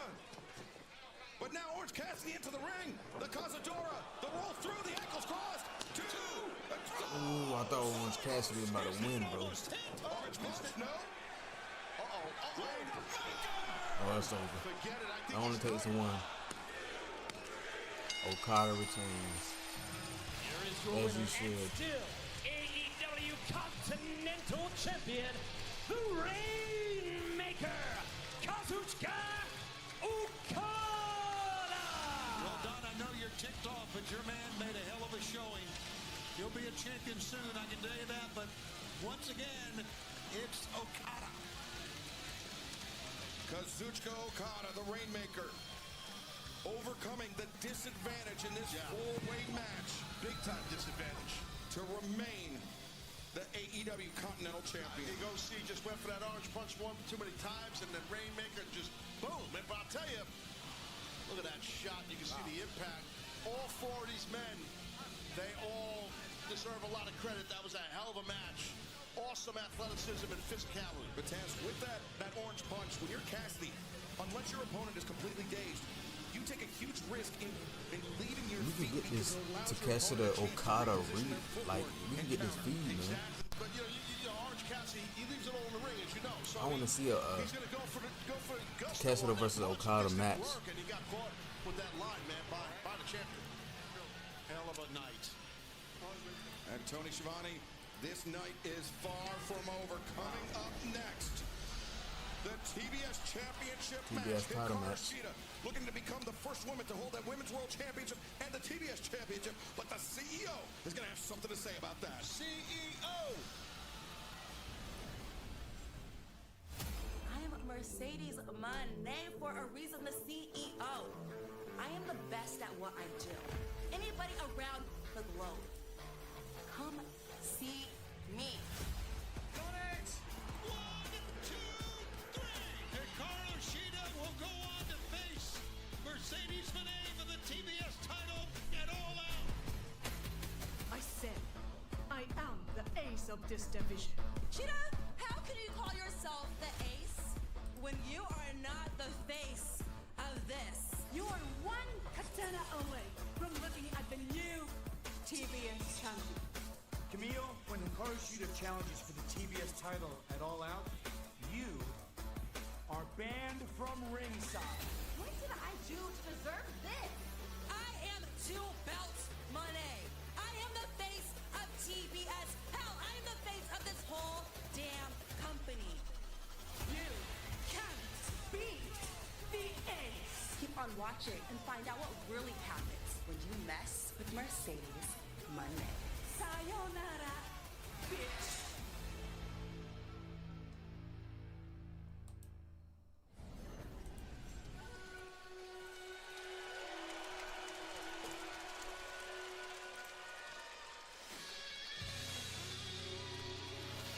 This match set for one fall with a 30-minute time limit is for the TBS Championship. Introducing the challenger from Kanagawa, Japan, Hikaru. Shouts out Hikaru Shida, man. A pillar in the women's division. One of the most popular athletes in all elite wrestling. And now an opportunity for her to become the first person to ever hold the AEW Women's World Championship and the TBS Championship in their careers. That would be quite an accomplishment. You're right, not only immensely popular, but as you just referred to, very, very successful. More singles wins any women wrestler in AEW history. 78. She's beaten 5 former AEW Women's World Champs, 2 of the 5 TBS champs. She's a tremendous competitor for sure. I like the fan artwork with Hikaru Shida as Ichiban, but will she be Ichiban tonight, or will this be the night of the CEO?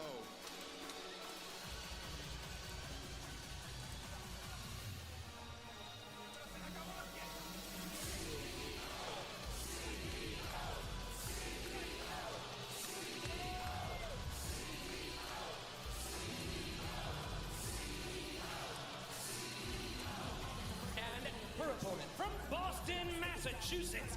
She is the TBS champion, the CEO, Mercedes Money.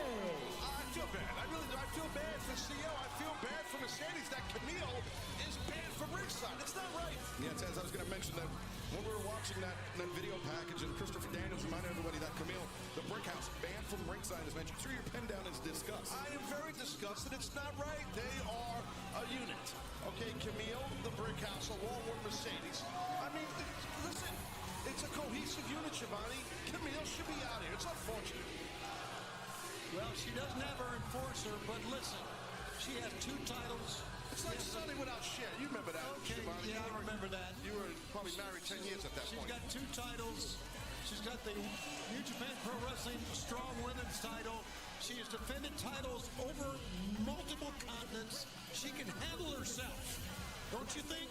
All right, don't get upset. Yes, she can. I know Mercedes can handle herself. Okay, so I'm just saying, it's not right. I'm about teamwork. Yeah, in a quarter of really? Jim Ross, Tony Spanning. Don't get hot. Yeah, don't get hot. But I'm just pointing out that you're making a big deal out of, and I get it. Who's making a big deal? You're making a big deal. I'm not making a big deal. I'm just making a point.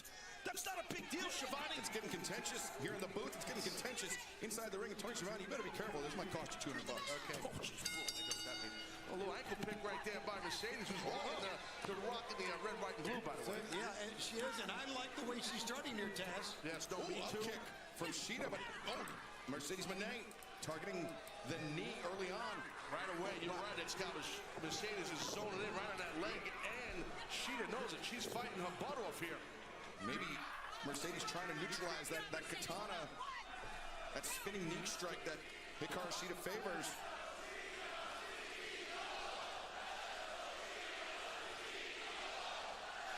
You know, I think momentum is a big part of this, Taz. I know you would agree, and no one's got more momentum in the women's division than Mercedes does right now.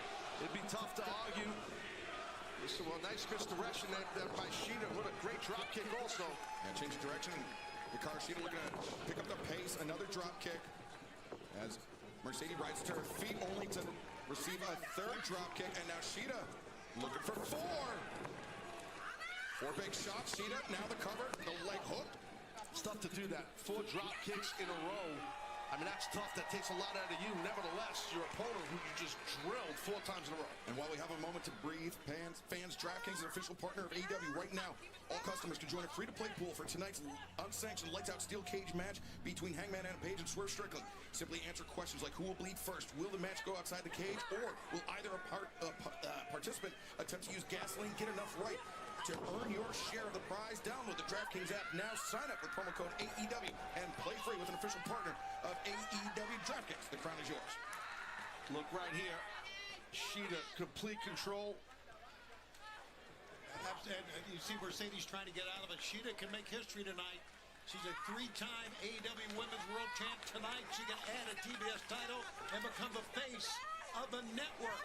Got to break the hold here, though. And Mercedes forcing the break, getting her hands on the rope. Shida releases, but still maintains the advantage. It's just a kick to the inside of the knee. Man, I tell you, the way this thing started, I got because you saw how aggressive Mercedes was. And somehow, somewhere, I think it was those 4 drop kicks, Shida turned the tables. And she certainly did. And now, Shida, a low drop kick. Wow, those are sometimes the worst to take. They nail you right in the mush. Are you surprised, Taz, at all just how aggressive this match is? I know these 2 women wrestled recently, but there seems to be no feeling out process whatsoever. No, you're right. And I'm not surprised. You know, obviously the TBS Championship's on the line. Oh, my God, watch this. Oh.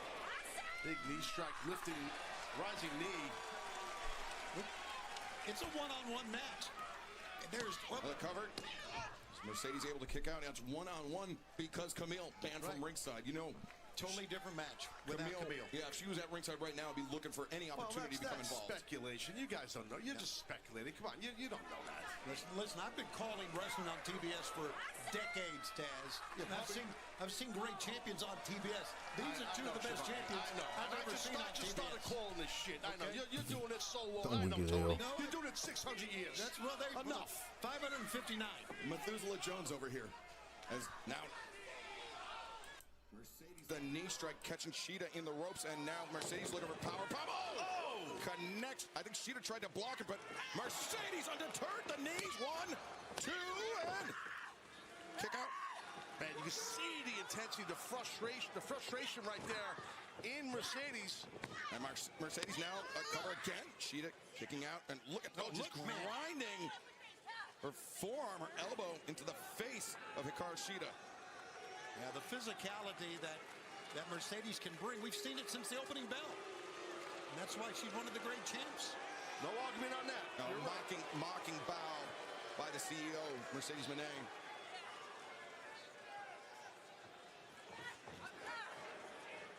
Now look at Mercedes grinding her boot into the jaw of the challenger. Oh, man. Both knees. Now, Mercedes, this is a rear chin lock. Mercedes had a great win at All In not that long ago. And now here she is going up against one of the greats ever in the women's division, as we said. You know what, guys? I think Mercedes does respect Sheeta. She understands the credibility in a former champion, how great Sheeta is. She does. I mean, I think a lot of her bravado, meeting Mercedes, is part of how strong she is offensively, right. Shivani. I think she sets the table that way. I agree with everything you're saying, Taz. You are right. She does respect, and she has to respect Sheeta. I mean, the numbers are there. Absolutely. Mercedes with a straight jacket locked in, but Sheeta backing the champion up to the corner. A second time trying to get Mercedes to relinquish the hold, but Mercedes sidesteps and drives Sheeta back into the corner. That was a hell of a move. Sheeta tried to get the boots up. Oh, Mercedes popped her in the jaw. You're not kidding. Oh, God. And that's rough. She might get it. Cover.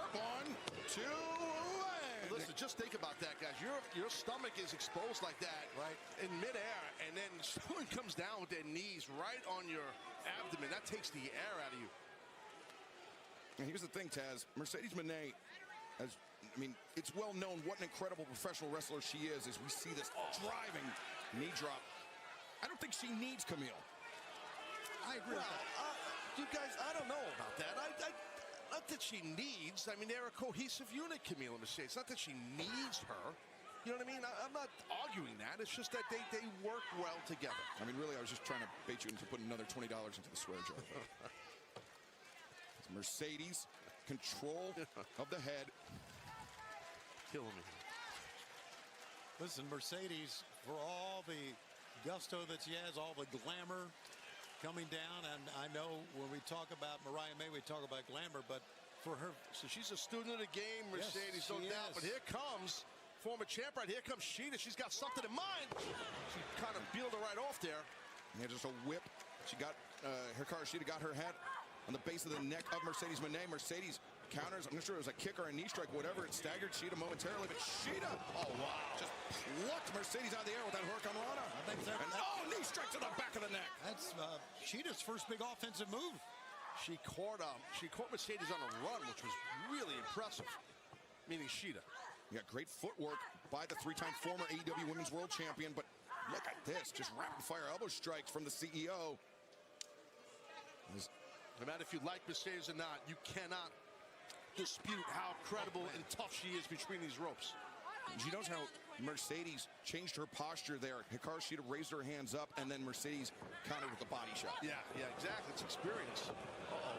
What's going to happen here? Reverse hammer throws. God. And Mercedes going face first in that middle turnbuckle. Oh, man. She sees her moment, does Shida? You're not kidding. Hikaru Shida missile drop kick. Well, she needed that. Sheeta needed that, and it hit the mark. But Sheeta's still hurting here, Taz. Yeah, the champ is hurt for sure. I'm sorry, the champ is hurting in the corner. Sheeta's definitely hurting, but she's definitely not hurting as much as Mercedes. Mercedes trying to pull herself to an upright position, but in doing so, opens herself up for these punches in the corner from Hikaru Shida. Mercedes trying to shrink, but Shida, oh wait.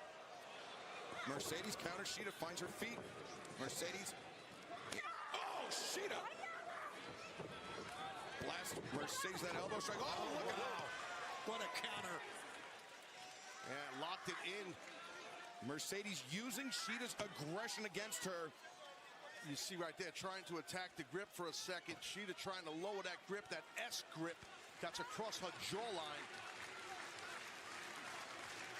Shida's actually in a pretty decent position if she could scoot that leg over. When she freed that right arm, Hikaru Shida, that gave her more range, more mobility, despite being in the submission hold by Mercedes Moné. Great match sense, knowing where you are in the ring by the former champion there, Shida. And look at Mercedes before she let go. She got the blows in, didn't she? She did. That's legal. And why should she do a clean break? You know what I mean? She's trying to defend her title against an extremely credible woman. Now Mercedes going after the legs. Hikaru Shida recognizing the danger, trying to fight her way free. Oh, great agility. Great counter by Hikaru Shida. Great job there. How did Shida get on her feet?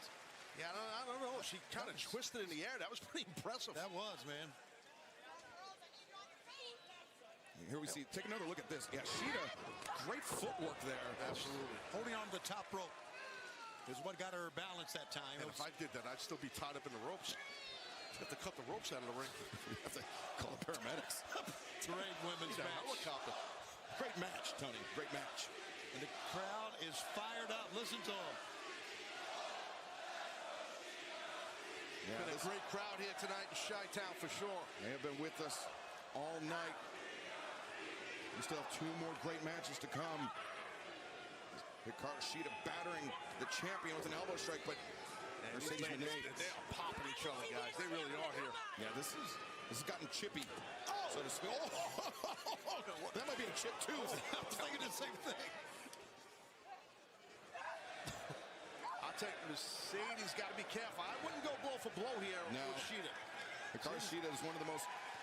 She's got a handful of hair. She's not letting go with one hand and bludgeoning her in with the other one. Hikaru Shida, one of the most dangerous strikers, regardless of size, regardless of division. That knee has just folded Mercedes Moné in half. And Mercedes is stunned. Hikaru Shida. Mercedes needs to get out of the way. But can she? Well, she's up to her feet. Mercedes charges in. Hikaru Shida launches off the top. Lung blower from Mercedes, and now sunset flip powerbomb into the corner. That's bottom buckle, yeah.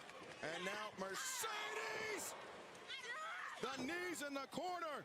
The cover, the stack. 2, and now Shida able to kick out. Yeah, and notice, Shivani, how Mercedes put her right shin across the left bicep to completely pin her opponent. It didn't work, though. No, it didn't work. You're right. It's a good call, Taz. It goes back to what you were saying earlier. She's very, very well-schooled champion. She knows what she's doing. It's tremendous. Both these ladies are phenomenal. We're watching an excellent matchup between them for the TBS championship. And you notice Mercedes right there looking up the ramp, perhaps wishing she had Camille at ringside. Yeah, it's tough. I feel for the CEO. I think the women's division's the best it's ever been, and we saw a great and incredible Chicago street fight earlier, and now this title match. I don't know what Mercedes is trying to accomplish here. She's showing no respect, right? Disrespect. Oh, kick to the ribs. That is rough. Well, she's a tough girl from Beantown. That's what Mercedes is. That's Boston, Shivani. Got it. As now Mercedes in control of the challenger. Maybe looking for 3 amigos here. Yep, you're right. There's the first. The second. And then Mercedes, can she complete the trifecta? Yes, she can. Homage to Eddie. Yes, sir. The man. Nobody like him. Now what? Now, what does the TBS champ have in mind here? See, taking a moment to fix her hair and now ascending to the top. Sheeta's not moving, Excalibur. Right. Mercedes. Oh, the frog splash! Shida. Oh, God. Shida with the knees up. Disastrous landing for the champion. And Hikaru Shida, the Falcon Arrow, maintains control of the head. A second Falcon Arrow. She is driving Mercedes' spine into the mat, guys. Ah, sit out. And she's done the deal. 2, no. Is that the first time ever I've seen Shida with 3 Falcon arrows? You might be right. Amazing. Look at the fans. And now Hikaru Shida primed to unsheath the katana. No. Mercedes counters. One step ahead. At that leg trap. Oh, the knee breaker. Oh, yeah, you're right. Dragon screw. Oh. That's a great way to blow someone's knee out. It looked like Shida tried to avoid it, but in doing so, backstabber, man. That's why I'm the champion. In doing so, even more torque placed on that knee. Oh, wait, Hikaru Shida. German suplex. How about that? And now, the ace of the division. The knee on the point of the jaw of the champion, too. And now Mercedes kicking out. You could see the pain and how pissed off That's right. Shida is, because she thought she had Mercedes there. She was striking her left knee that time. You're right. And she's doing everything she can to pull herself up. What a match. Not surprised these two women are tearing it up here. Absolutely. Not surprised at all. Oh, the katana coming in.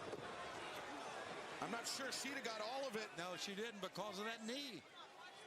Good call. I think. Do it again. Wants to. She got goodness, that. knocked She definitely got all of that. Block off. Definitely got all of that. That's it. Holy smokes. One more. Oh, no. Oh, damn. That's it. 3 in a row. One. Two. Oh. Mercedes, look at this. Mercedes is rolling to the outside. Great awareness, and she's getting herself out of bounds. She needs to recover, Mercedes. That smart she got out of the ring. Like it or not, it was smart. It was, and the shocked look on the... Oh, wait a minute. The kendo stick. Both champion and challenger, their hands on the kendo stick. The tug of war. And shoulder right there. Front of the shoulder hit that ring post. Aubrey Edwards is warning Shida. Do not bring that in the ring. It's going to. And Hikaru Shida, she doesn't need to do this. You're right. Another katana. Will do it. Now, Shida, don't let your frustrations get the better of you.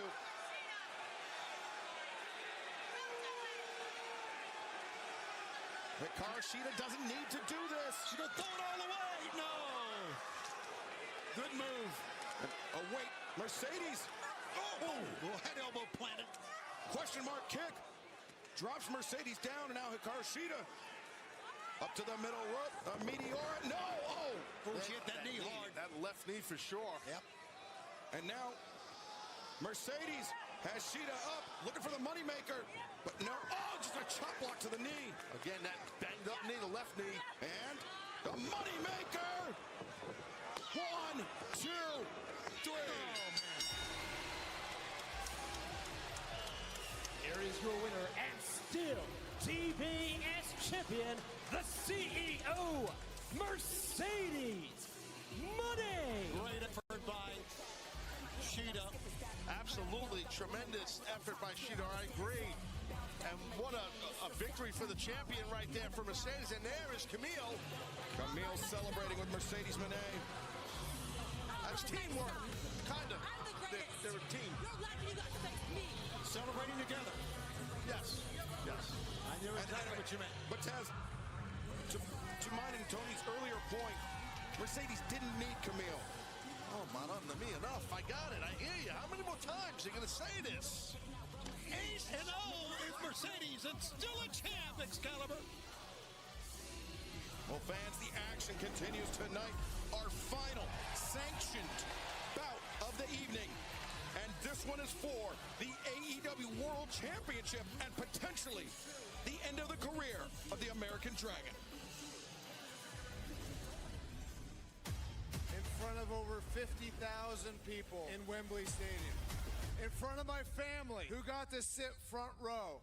Finally, Bryan Danielson, the American Dragon, is the AEW World Champion! But what's next? Bryan, you don't know your future. I had to create my own future. My future is to be the World Heavyweight Champion. My future is to retire Bryan Danielson. You know, they say you're not really a champion until you defend. your championship. It's probably time for me to go home, but not yet. I am going to fight for this championship. This will be your final sacrifice, Brian. I'm gonna take your title. As soon as I lose this, I'm gonna end your career. my full-time career is over. The future is mine. But that's not gonna be anytime soon. At All Out, Jack Perry, you're gonna get your head kicked in.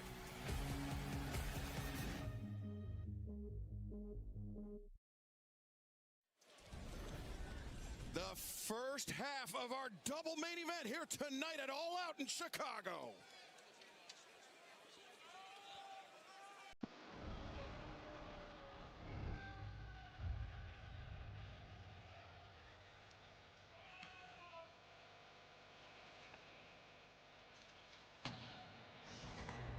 Attention all post crews in the department. Be on the lookout for suspicious vehicle last seen traveling westbound on I-90, headed towards Hoffman Estates. Vehicles described: small bus, spray painted black, with red marks along the front bumper. We're being told the vehicle has white lettering displayed across the front that says "Scapegoat."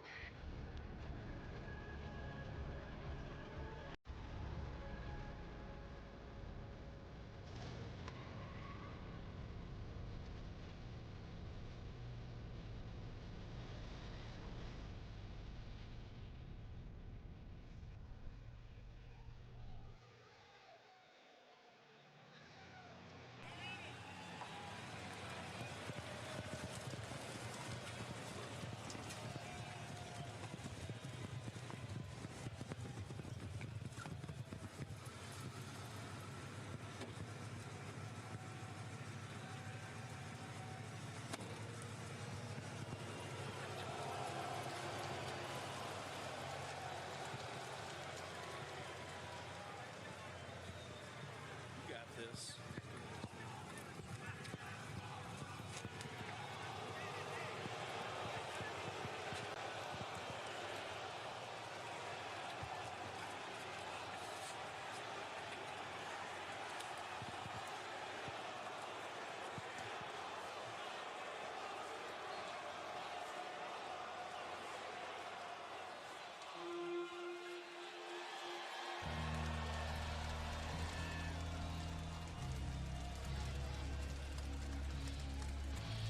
Well, as we await the arrival of the challenger for the AEW World Championship, we welcome our colleague, good old JR, Jim Ross, the Hall of Fame voice of professional wrestling, to the announce desk. Hey, thanks, man. Appreciate that. Good to be with you guys. How you doing, JR? I'm doing great. This Good to see you, brother. Amazing. Two huge main events, and we got Taz. Jimbo, what's up? Jack Perry, who interrupted the championship celebration of Bryan Danielson. Jack said by virtue of his victory over Darby Allin at All In London, the man who will challenge for the AEW World Championship, Darby Allin, at Grand Slam in just over 2 weeks' time. Jack said by beating him, I've become the #1 contender. I've earned the opportunity to become the man that will retire Bryan Danielson and become the next AEW World Champion. He's got a point.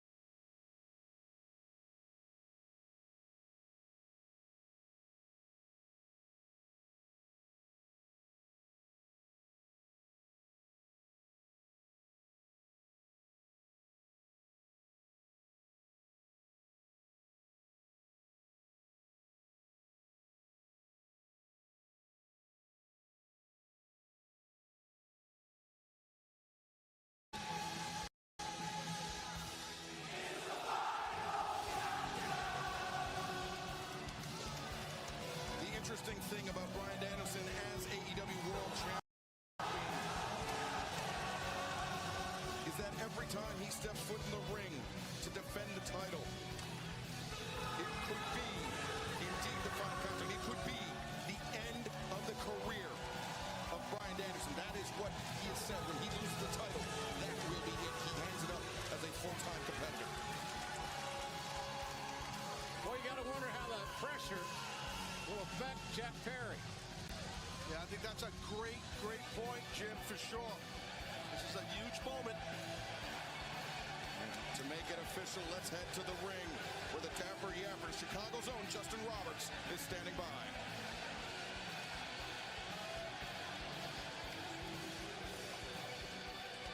Chicago, Illinois.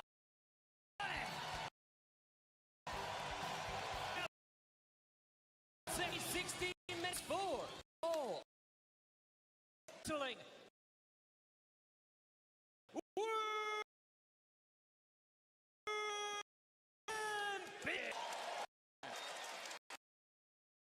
The challenge. Angeles, California.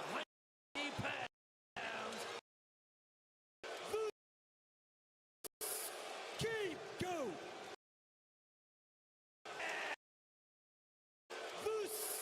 Keep go. Jack Perry.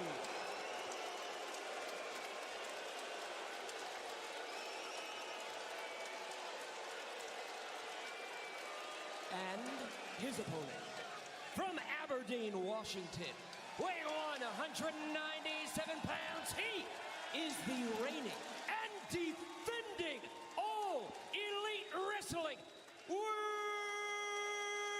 Champion, the American Dragon, Bryan Danielson.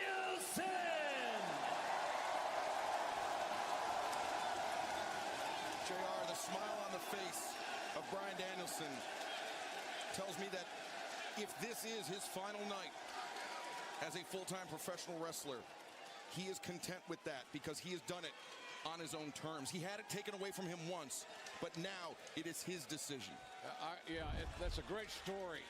It's a great story. He's a great representative of pro wrestling, not just here in the AEW, but in pro wrestling in general. And this should be a hell of a match. Look, Jack Perry's got nothing to lose, Taz. Right. No, you're right about that. Zero to lose. But Jack has to beware of the striking game of the champion and the mat game. Don't get on the mat with that guy right there. It's 3 years ago, right in the same arena at this event that Bryan Danielson first arrived here in AEW. And he tried to protect Jack Perry. And listen to fans. My God. Cheering in anticipation for this AEW World Title matchup. The building is shaking, guys.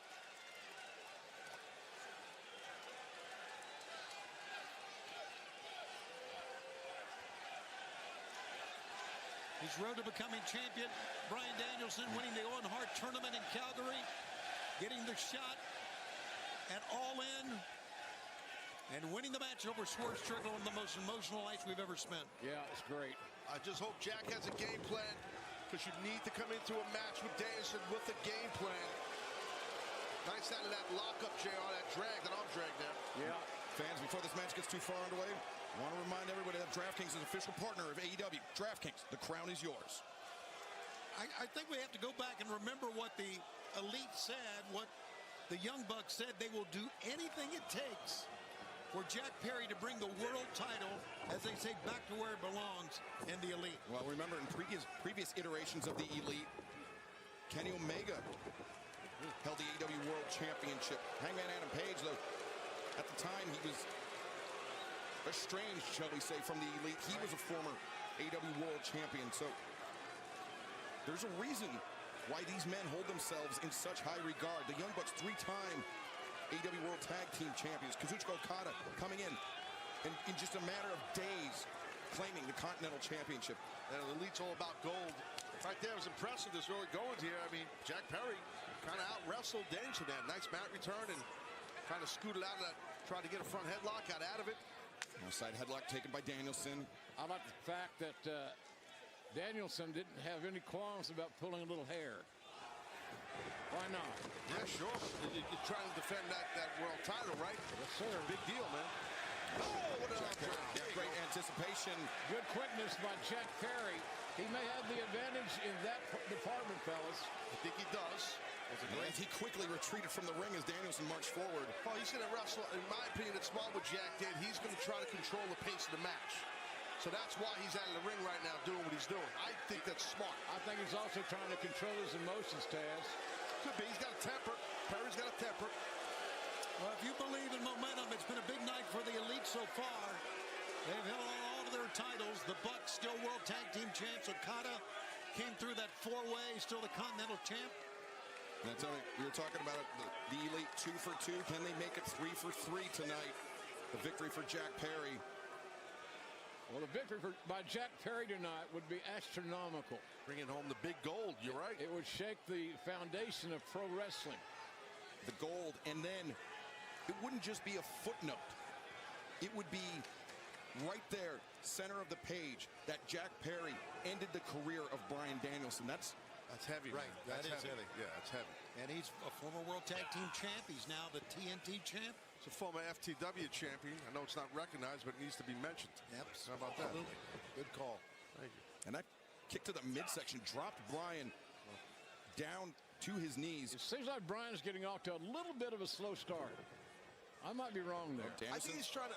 No, you're not wrong, Jim. I think he's trying to feel out. Oh, nice. Stuck into that release throw. I think he's trying to feel him out. Now he's starting to get his sea legs under him here. And Bryan Danielson, you can see with that neck very heavily taped up. I don't feel like I'm disclosing anything because Danielson, he said this to a room full of people, but he said, oh, look at that nice. Just caught him out of the air. Yeah, nice sweep by Danielson, and now perhaps looking for the Romero special on Jack Perry. Not a bad idea to focus on the legs of Jack Perry to cut down a little bit of that advantage that he has, apparently, as far as quickness and speed are concerned. Yeah, he's going, he's stepping on the hamstrings, stopping the breathing in the nostrils. And Taz, the point I was going to make, and you might have actually been present in the room, as Bryan Danielson was talking about, because of the injury to his neck, he's had to change, he's had to radically alter the way that he trains. And not only that, his nutrition, the way the amount of calories he takes in. Yeah. And so he is, oh, look at this, the Romero special, the flying surfboard, whatever you want to call it. Jack Perry's in trouble. It hurts like hell. You're defenseless up there. And now Danielson, wrenching back on the chin. Now it's even worse. We back, man. We back. And keeps going, puts those fingers in the nostrils, and as it drills your ear. Rabbit punches. Cauliflower ears, anyone? Oh, yeah. Drilling is right, Taz. That's how you get cauliflower. You get some definite vegetation on the side of the head like that. JR, back to the point about Danielson training the way he trains, changing the way he trains. To do that at this stage of his career, which we know it's big, is in the final days, and to be wrestling at the level that he is, just how adaptable Bryan Danielson is. He is absolutely amazing, one of a kind.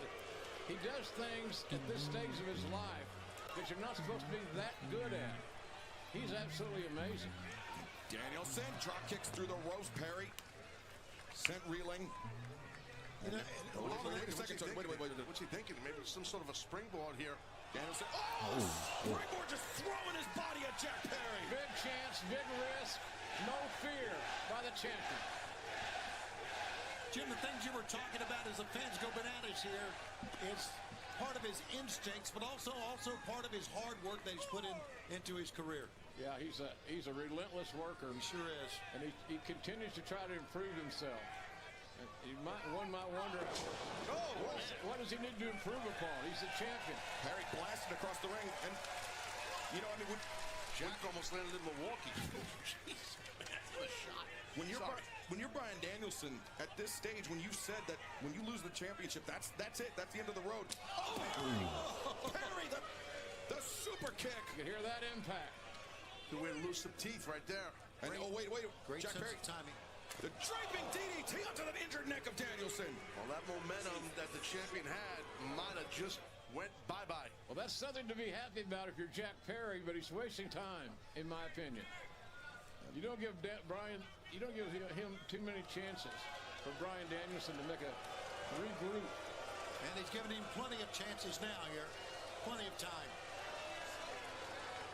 And you know, the risks that we've seen Bryan Danielson take thus far in this match, it's because it's not just the AEW World Championship on the line, it's his career on the line. There's no reason to hold back.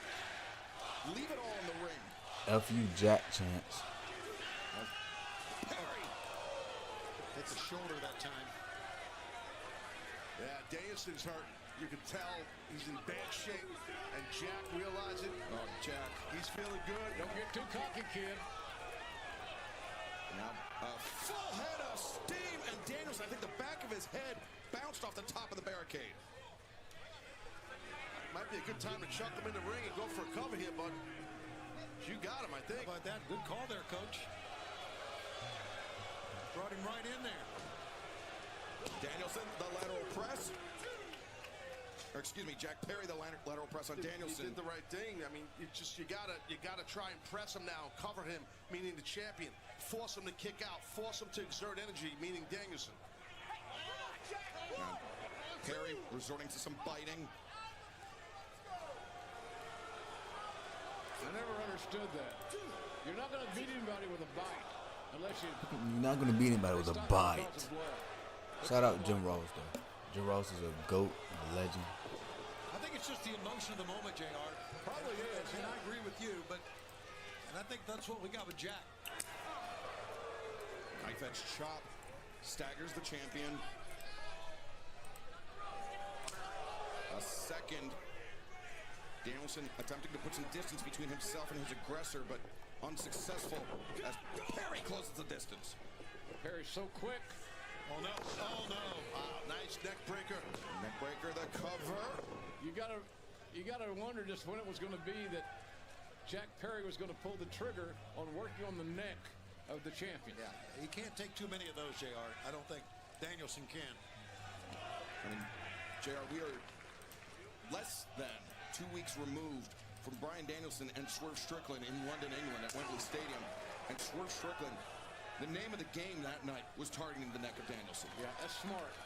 I mean, he's exposed himself that he's got problems. So if you can exasperate that problem that is already existing, you're a smart wrestler. His chops seem to be motivating the world champion. Hard chops. Oh, Danielson chops harder. Yeah, speaking of hard chops. As I said earlier, don't try to strike with Danielson. And Smart to go to the odds. opts not to. Smart to do it. It's illegal, but it's smart. Going over the eyes and covering the nose as well. It cut off Danielson, didn't it? Cut off all those chops. That's a veteran-like maneuver to cover the mouth and the nose.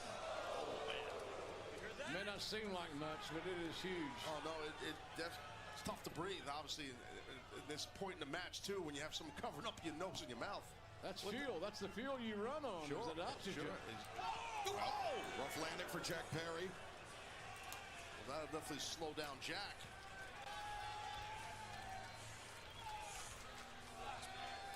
Perry. Boy, look at Danielson just pull himself as best he can up to the top. Jack Perry finding himself in a precarious position as Bryan Danielson, the hammer and anvil elbows.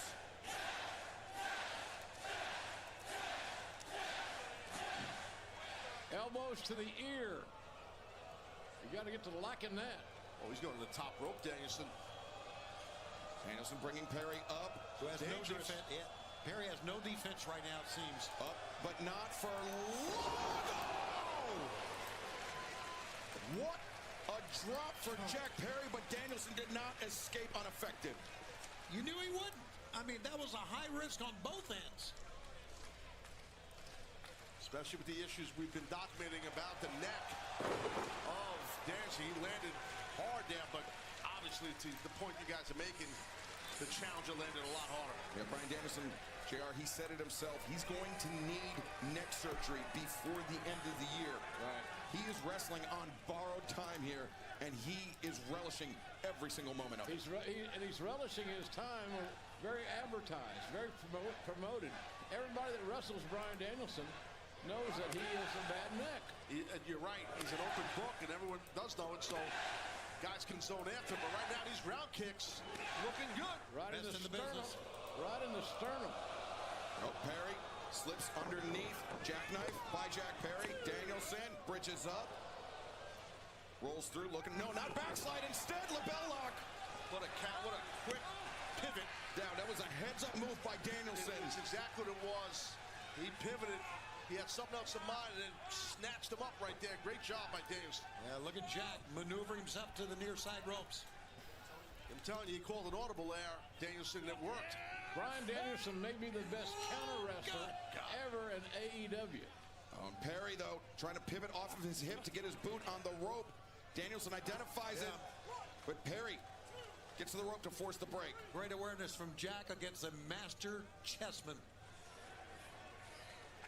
And a lot of credit has to be given to Jack Perry in his time away from AEW, in his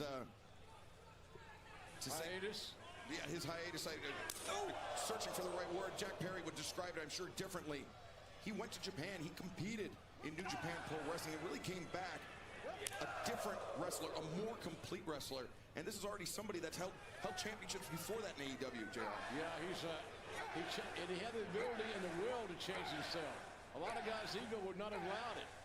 Let's see if those changes can equate to becoming the new champion.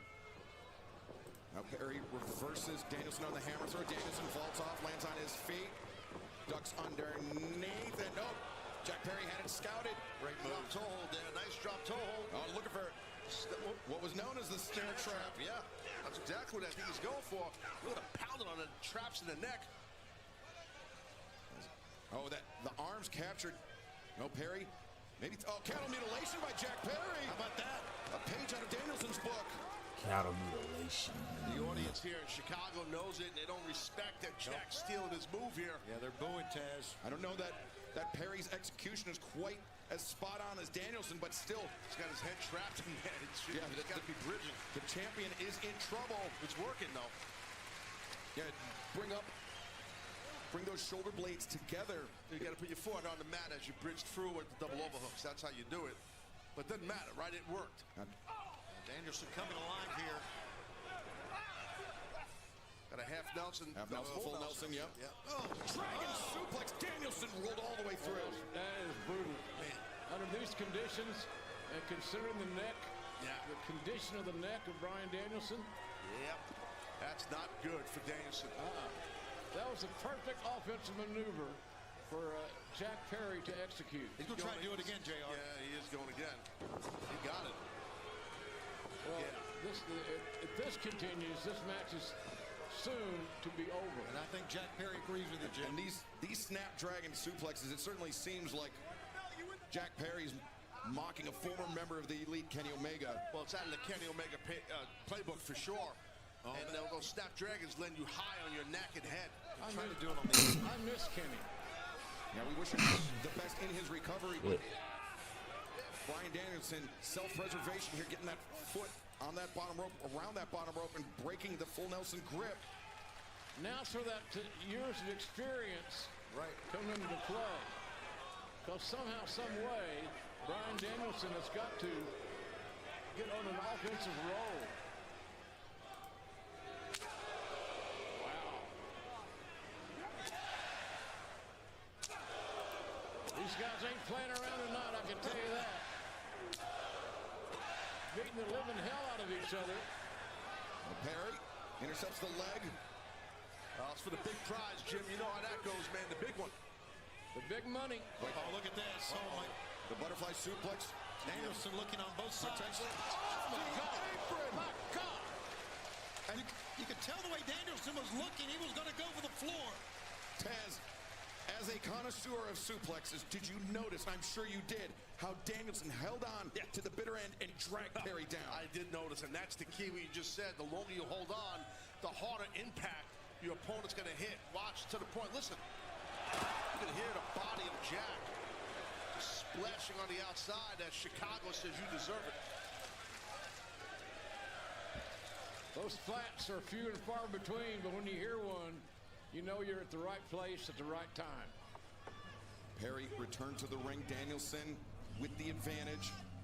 Now's the time for Danielson to put a series of moves together and get this thing over with. Danielson finds his footing on the top shoulder. Oh my God. A guillotine knee drop targeting, looks like Perry's tricep. Definitely break a dude's arm like that. Danielson showing a lot of emotion now. Yeah, and a lot of aggression. Look at that jaw is set. Oh, and those kicks are lethal. Oh, you can hear that leather on the flesh. Leather wins. The impact reverberating throughout the body of the challenger. Each time one kick lands. Oh, God, a headshot. Wait, he said he would kick his head off, didn't he? I believe in. In, off. And now, Danielson, perhaps a Busaiku knee in the future of Jack Perry. That's a good call. I think it's coming. But notice how Danielson has that right arm dropped close to his side, Taz. Yeah, he's hurting. Missed there.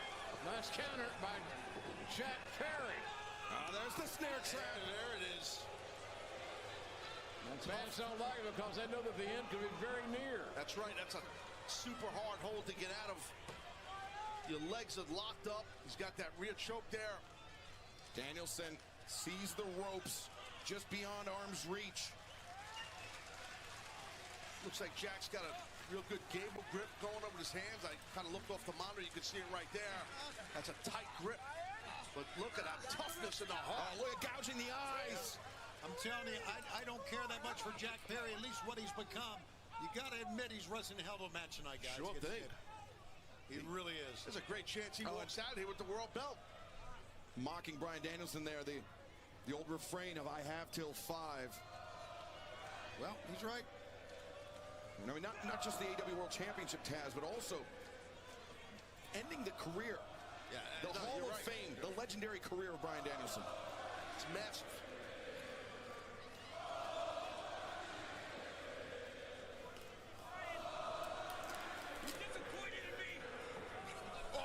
Jackson. But you only care about yourself. He said you're disappointed in me. Remember, recently Danielson said that. He's disappointed in Jack. Oh, Danielson slips behind, sends Perry in.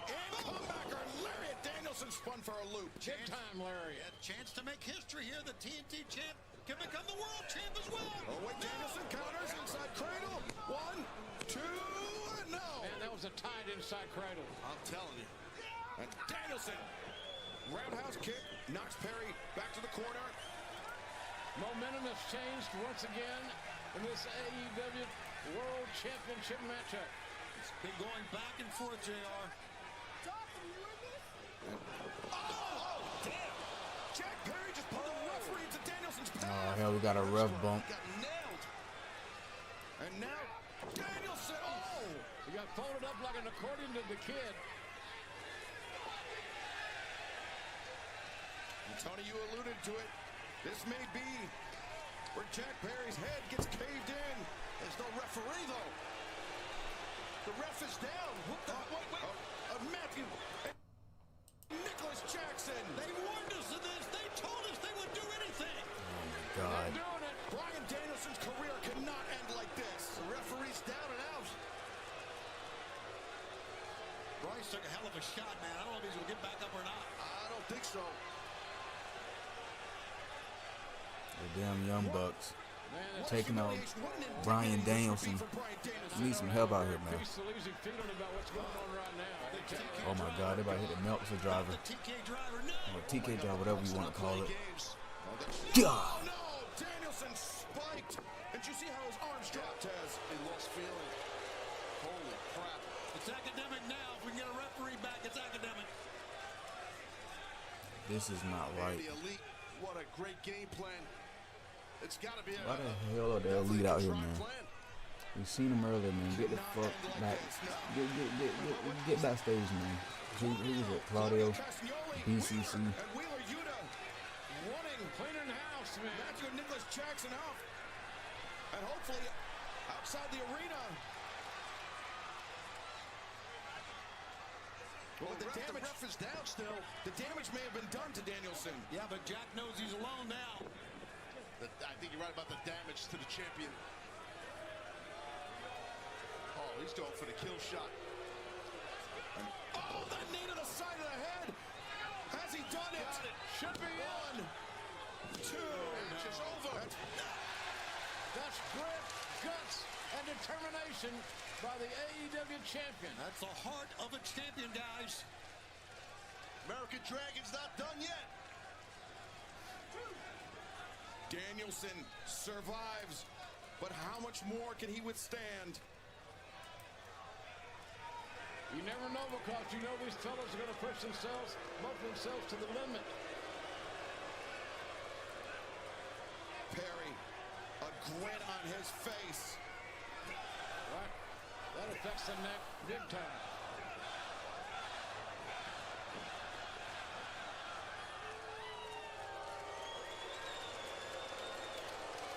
Are these the final moments in the career of Bryan Danielson?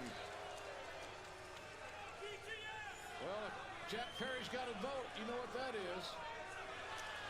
Yes.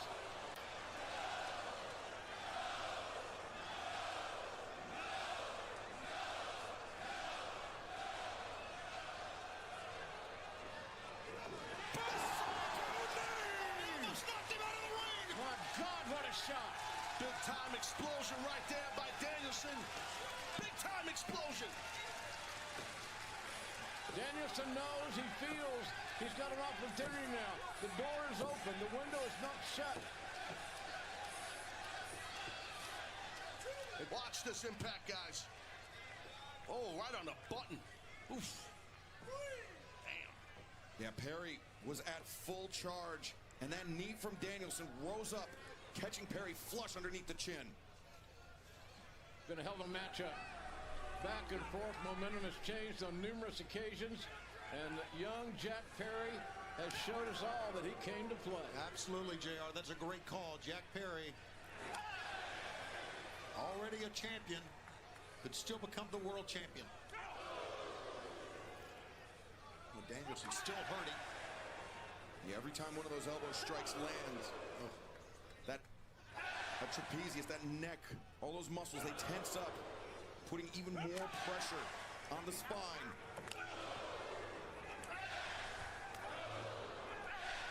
These guys put a little sauce, a little barbecue sauce in their shots. Danielson drops. I don't know if Jack should have did that. That might have woken Danielson right back up. Look at the eyes.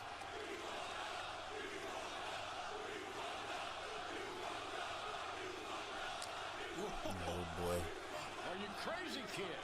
Jack's not backing down.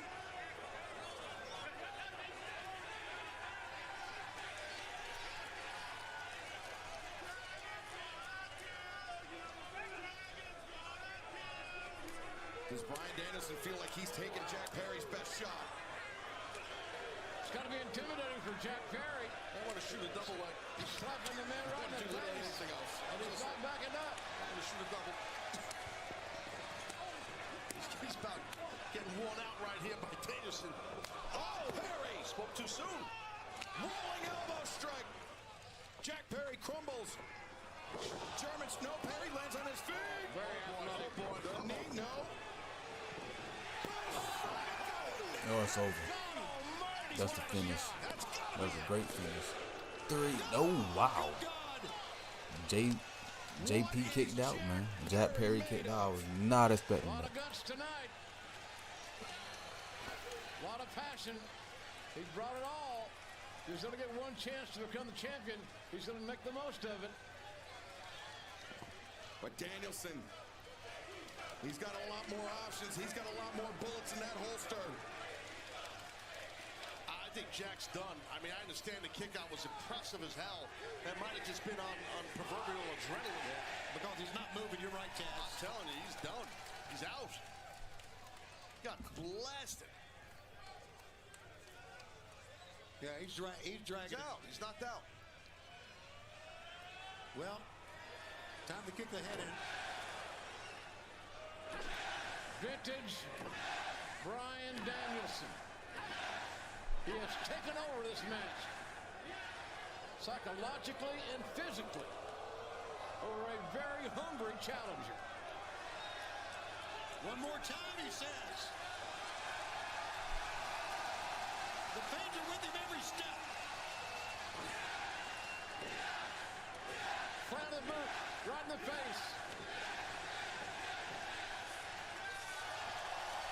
And this crowd, packed house, enjoying the hell out of this one. He's going to go for it again here, Excalibur. Danielson. He's going to go for the knee again, I do believe. To leave, no doubt. What a matchup.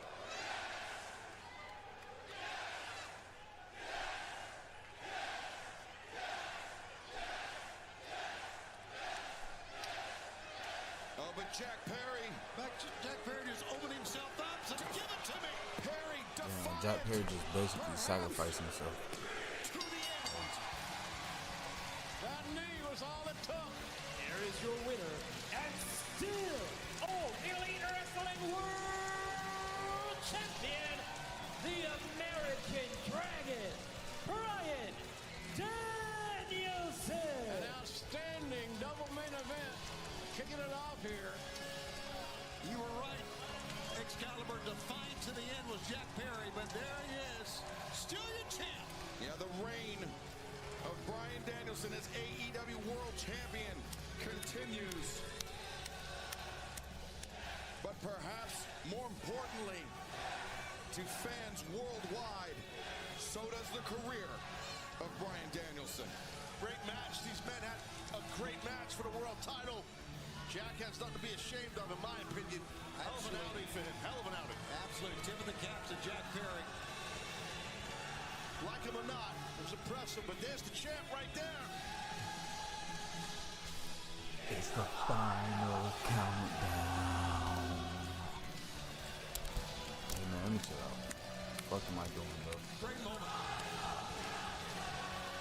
Great main event, no doubt about it. Got to be proud of the effort of both these guys. Oh, whoa, whoa, whoa, whoa, whoa, whoa, Luchasaurus. I mean, kill switch.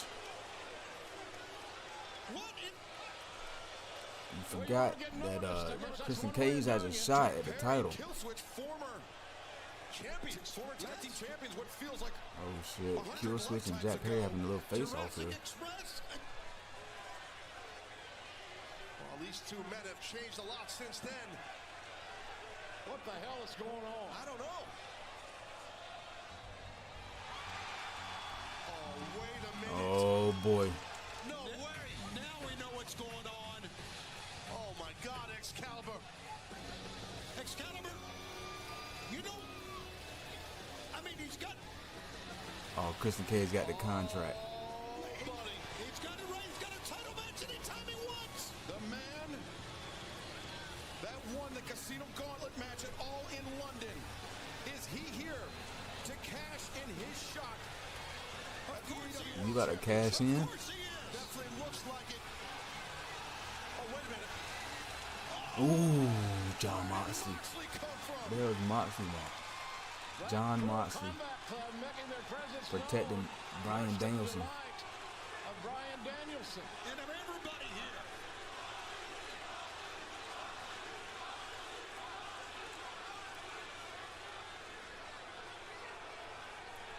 Moxley is here to protect and serve.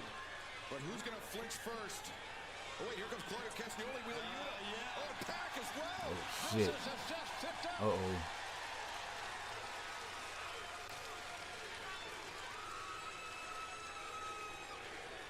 Well, let's rethink this. Yes, Chris. Christian Cage. Smart move. I think discretion, perhaps the better part of valor. Absolutely. Put it in reverse. Well, Christian's not dumb. He's not dumb. Hey man, Christian Cage, he can cash in at any time. Anytime, bro. So part of me believes that Christian Cage might become the AEW World Champion, bro. So it's just a possibility. Well, let's rethink this. Yes, Chris. Possibility. It could happen. Perhaps the better part of valor. Absolutely. Put it in reverse. Well, Christian's not dumb. He's not dumb.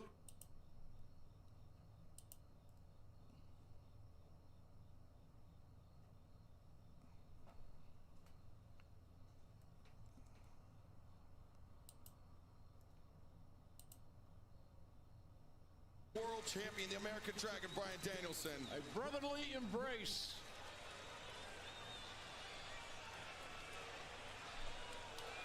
Yeah, that's awesome.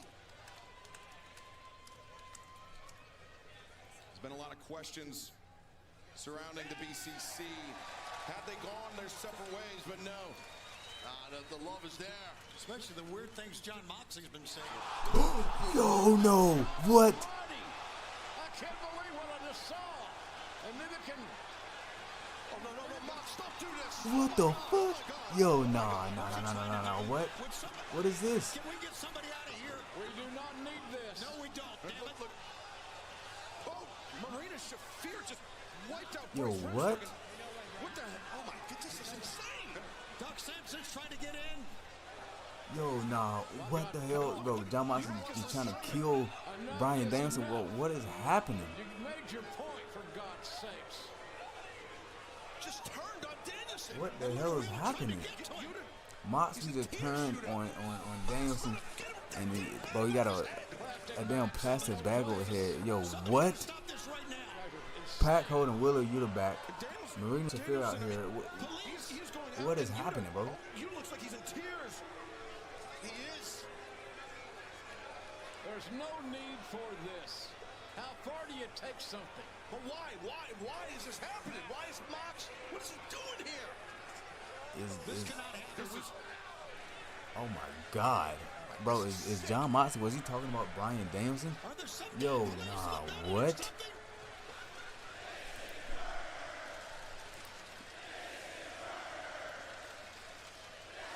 Bro, the crowd is chanting, "This is murder." There's no reason. There's no rhyme. There's no reason. There's no. What the fuck?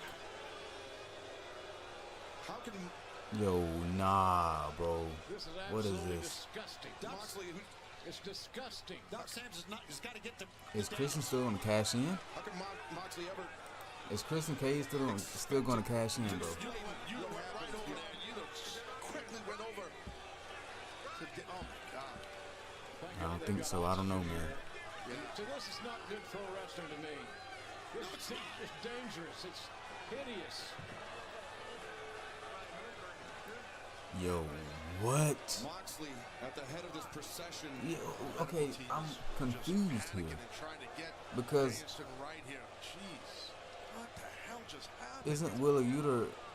He's 1/3 of the trios champions with Pac and Claudio, and it seems to me that Professional wrestling. This is not. Pac, Claudio, Mox, I mean, that was. they just turned on Danielson and Yuta. It was shocking. It looked like they were celebrating. BCC was celebrating, and then all of a sudden, boom! It just. JR, you've been around the sport of professional wrestling for. I'm trying to wrap my head around this, bro. How is that gonna work? It makes me proud to be in the pro wrestling business for 50 years, which I have. That just makes me sick. I was not expecting a heel turn tonight, bro. I really was not. Use your common sense. Use your brain. Think of what you could have done if somebody had not intervened with that goddamn plastic bag. And thankfully, we have the best medical team in our sport who are right now attending to Bryan Danielson. They have the oxygen still on his face, and now Danielson being damage. I mean, this was really freaking bad.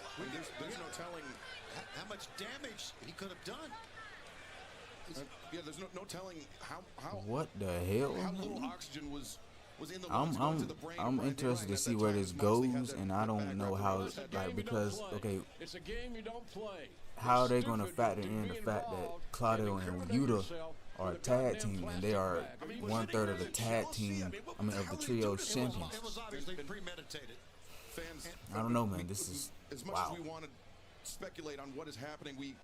The show must go on. We must continue our night at All Out, and we will keep you appraised with any updates that we receive on the condition of Bryan Friggin' Danielson. sickening, so it is. It's embarrassing. John Hill, yes, Tony Clown is murdering wrestling.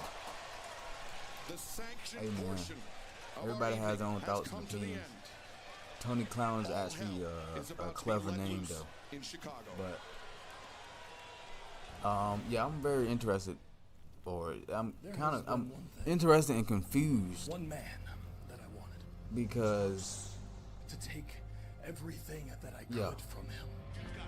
The Moxley turn, To leave him with nothing how that's but gonna the work. ash of his I was not pride. expecting that. So are we gonna get a John Moxley, Bryan Danielson feud for the next couple of months, or I feel sorry for you. I don't know, man. We gotta wait to Dynamite, I guess.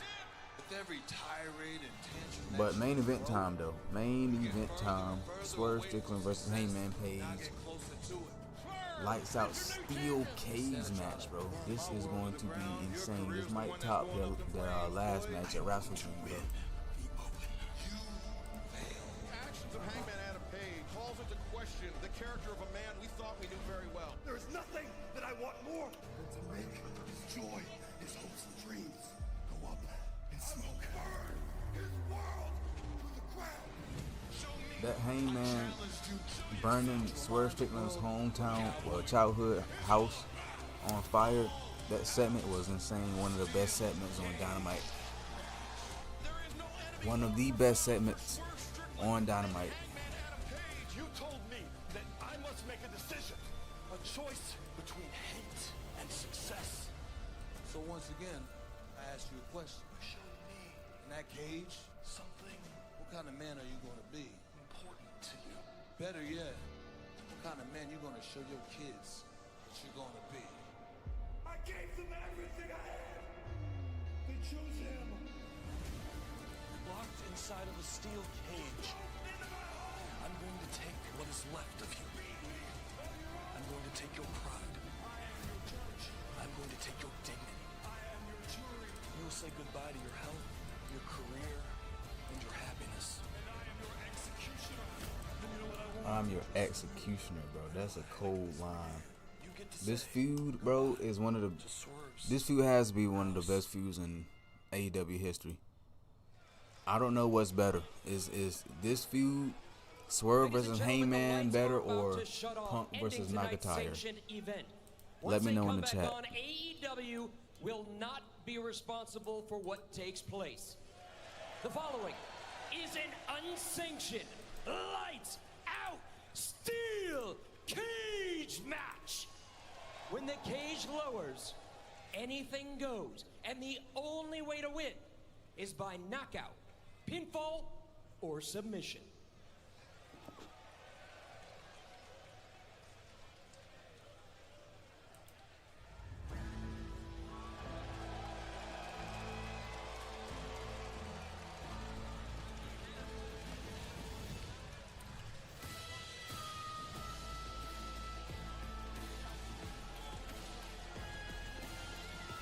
Introducing the participants first. From Aaron's Creek, Virginia, weighing 229 pounds, Hangman Adam Page. We see the security detail flanking Hangman Adam Page. He and Swerve Strickland have been sequestered in their changing rooms all evening. Not only to from attacking one another, but we have seen that these two men, so much hatred, so much animosity between them, they have no regard to who gets caught in the crossfire. And it was for the safety of everyone, production, family, friends, other competitors, everyone that was in the backstage area. I think we have seen some very bizarre things in AEW over the last couple of weeks. Wouldn't you guys agree? Yeah, absolutely. Burning of a house, what happened to Bryan Danielson. Even before that, Swerve Strickland invading the home of Hangman Adam Page. Enough's enough. Right? Let's settle it.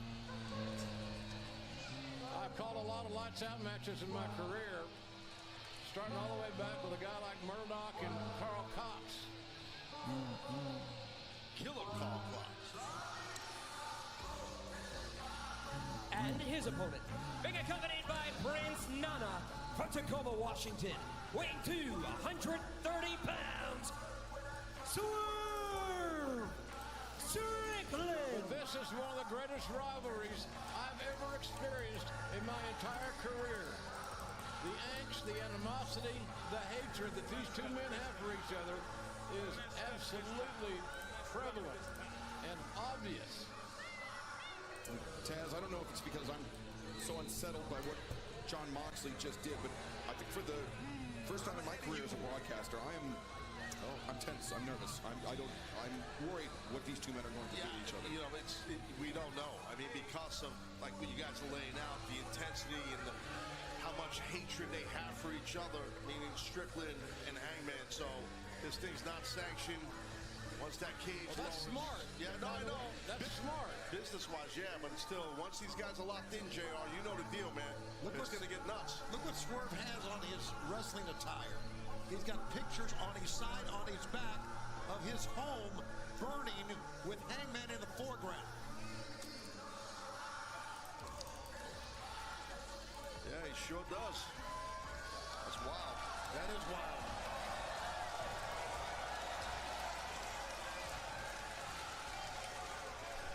He's a very artistic guy, which you wouldn't know in 10 minutes because they're going to be beating the hell out of each other. Obviously, you'll think the blood will flow in this one. You damn right. How could it not? I don't know if you guys know. Yo, why, bro? Swerve Strickland got Hangman Page burning his house down on his fucking attire. Yeah. Unfortunately.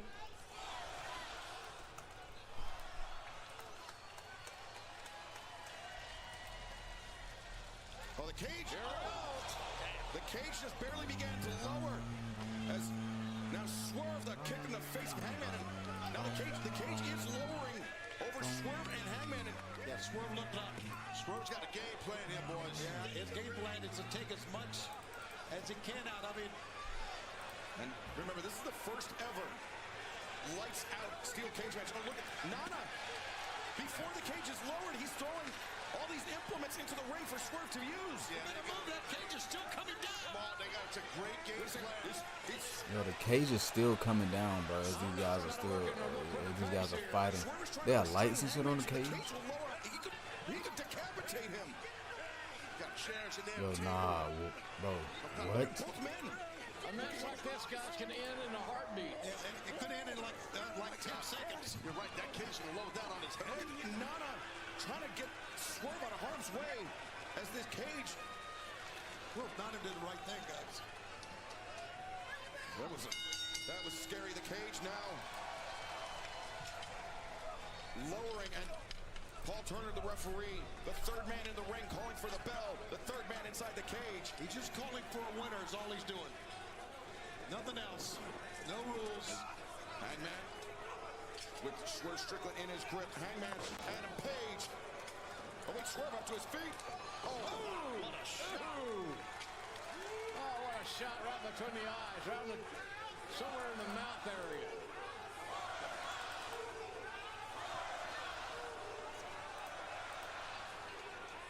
Nana provides Swerve a service that sometimes is overlooked. Well, Hangman prevents his face being ground into that steel cage. 2.5 tons of solid steel surrounding the ring. Think about this, when you win it by pinfall or submission, I guess, or knockout. I don't know, that's maybe premature to talk about right now. Hangman with Swerve in his grip. Swerve trying to fight his way free. Swerve gets his hands in the way. I thank the late, great Terry Funk on this night because he would have loved this atmosphere. Oh, yeah. Funker for sure. He would have. Swerve leaping with the flatliner. You know, isn't it amazing sticking to the character of Swerve? Oh, house call! Wow! He lost it. Is that going to be it? No, he's I don't think he got it. No, he's going to beat the hell out of him with something. You want to play games with people? He's hovering over that bucket This is that what you're gonna get. Prince Nana put in. Yeah, not sure what's in that black. It's kind of like some kind of a case of the yellow lid. Yeah. I hate to use this word, but I think torture is going to be the name of the game here. Could be. Yeah, surviving, withstanding. Not getting in so much pain that you can't help but tap out. Swerve looking for big pressure here. Hangman fighting out of the grip. Wow, you can hear that blow. And German suplex. Nice release as well.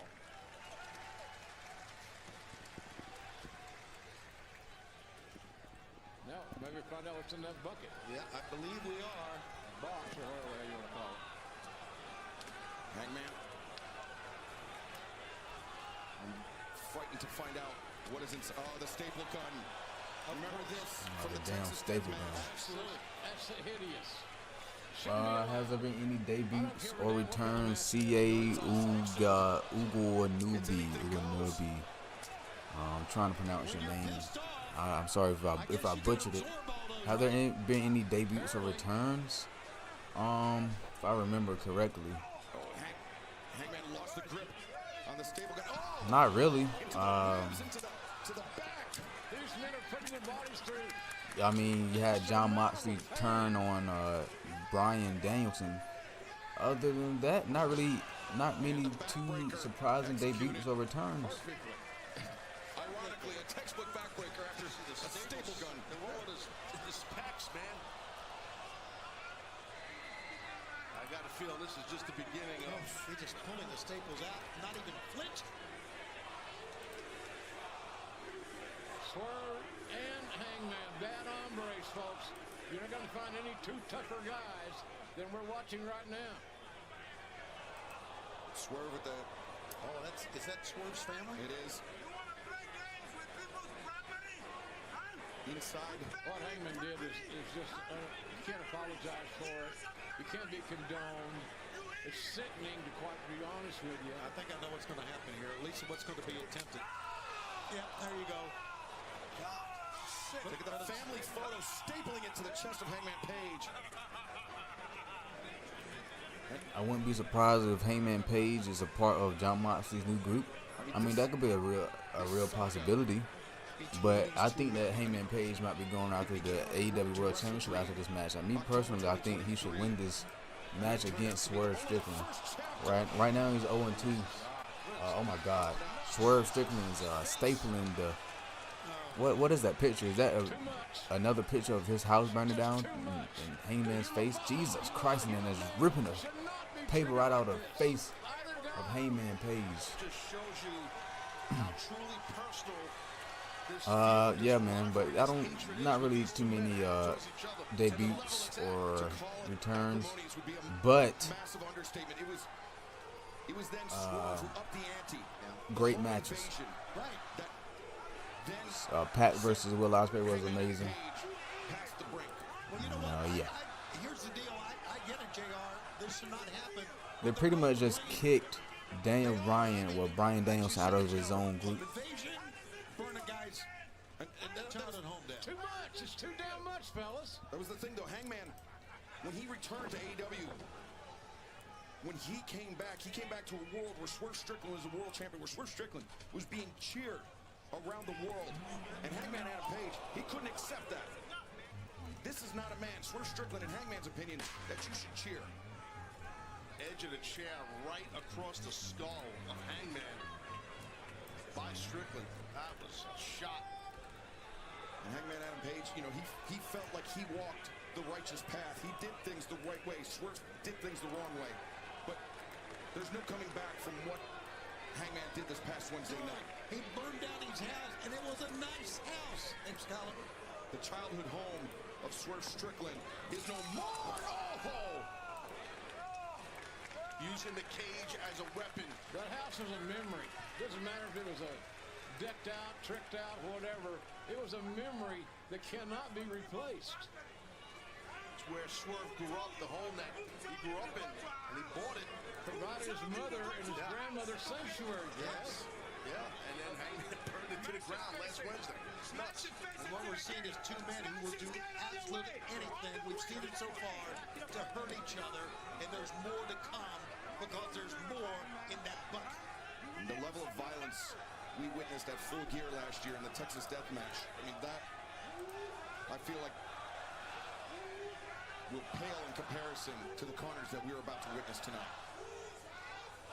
Yeah, I think we're about to witness a massacre here, guys. Not sure who's going to be on the plus side, but it's going to be a massacre. Look at the balance of this athlete. Swerve Strickland is special. extremely special. But he will not be the same, and neither will Hangman Page when this one is over. Both body shots are working by Hangman. Both men highly accomplished. Busted open. His head is split open. Oh, wait. Man. Both men former AEW World Champions. At some point in time, the loss of blood by both these men, if it comes to that, is going to be a huge issue. You're going to start running out of steam. Yeah, the fatigue begins to set in. Your limbs become heavier. The oxygen becomes harder and harder to come by. Wow, look at the violence, the intensity of Hangman ramming the side of the skull of Strickland against this steel cage. You got to use the cage as a weapon. Right. It's the right thing to do. It's got to become your tag team partner. It does, correct. At least you can trust it. Tony, you spotted it. There's that barbed wire. Brought it in with him. Hangman with the barbed wire around the right. Oh, there's the lariat. Barbed wire lariat. Swerve was able to withstand the first one, but not with the barbed wire wrapped around the arm of Hangman. Yeah, I don't think that feud is over. They could definitely have a couple of more matches down the line, down the road. And Hangman. Yeah, I could definitely see that feud continuing for a couple of more months. Surveying the available weapons in the ring. I feel like Daniel Garcia, he's going to eventually get his win over MJF, and that's going to be a huge win for Daniel Garcia. And hopefully he can, you know, he can go on to become one of their top stars. You got to make the cage your tag partner if you can. Screaming out at the fans, that your man, that's her man. Well, that was the man, that is the man that these fans cheered, which infuriates Hangman. How could you condone the actions of Swerve Strickland? How could you condone the actions of either of these men? It's impossible. You can't, Excalibur. Good point. You can't. And if they've got a conscience, then they're going to be adversely affected for a long time to come. Yeah, I think that's a great point, Jim. I mean, no matter how this thing ends up, no matter who's the victor or whatever the hell happens, neither of these guys are going to be the same after this. No, it's impossible. I don't know if we're going to have a victor or a survivor. He's got it again.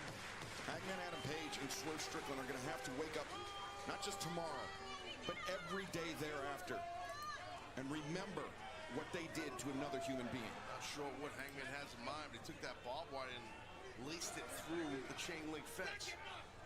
He's going to try to throw Swerve head first into it, I would think. That'd be logical in this illogical, chaotic mess. Oh, Swerve. Oh! Nice impact. Yeah, that was a serious comeback clothesline there. And I think Swerve, Taz, he used the added momentum, the added leverage of bouncing off that bottom rope when he put his foot. He did. There it is. Oh, man, it caught him. Oof. Like you said, JR, it was logical. Excalibur, you know what we say about logic.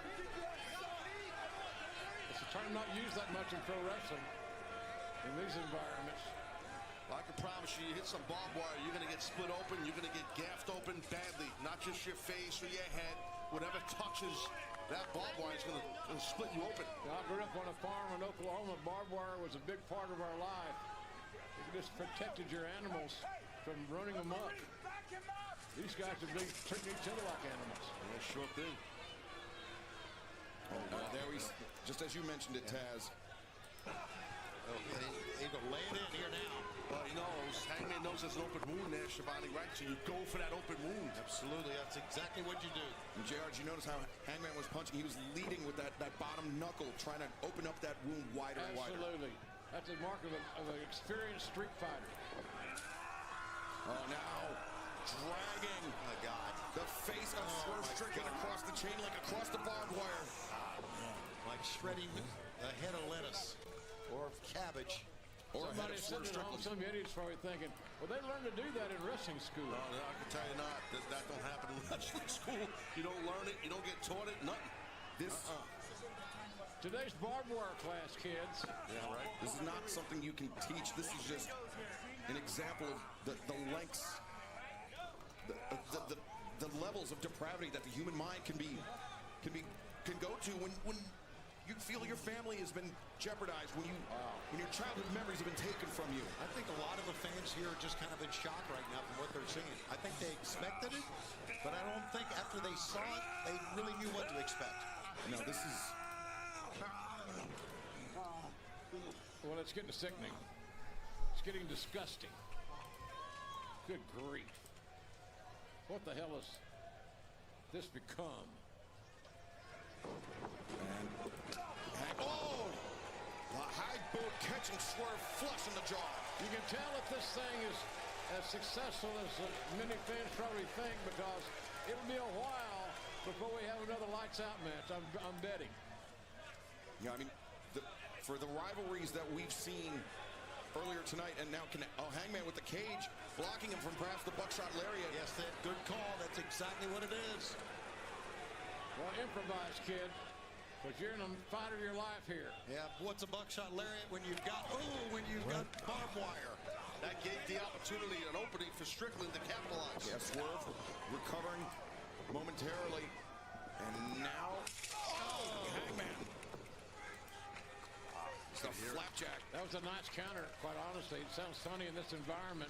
Nice counter in a bar fight, but it was. And I think Swerve's head may have hit one of those vertical braces of the cage. So not even just the chain link. Chris not concerned about his meal ticket.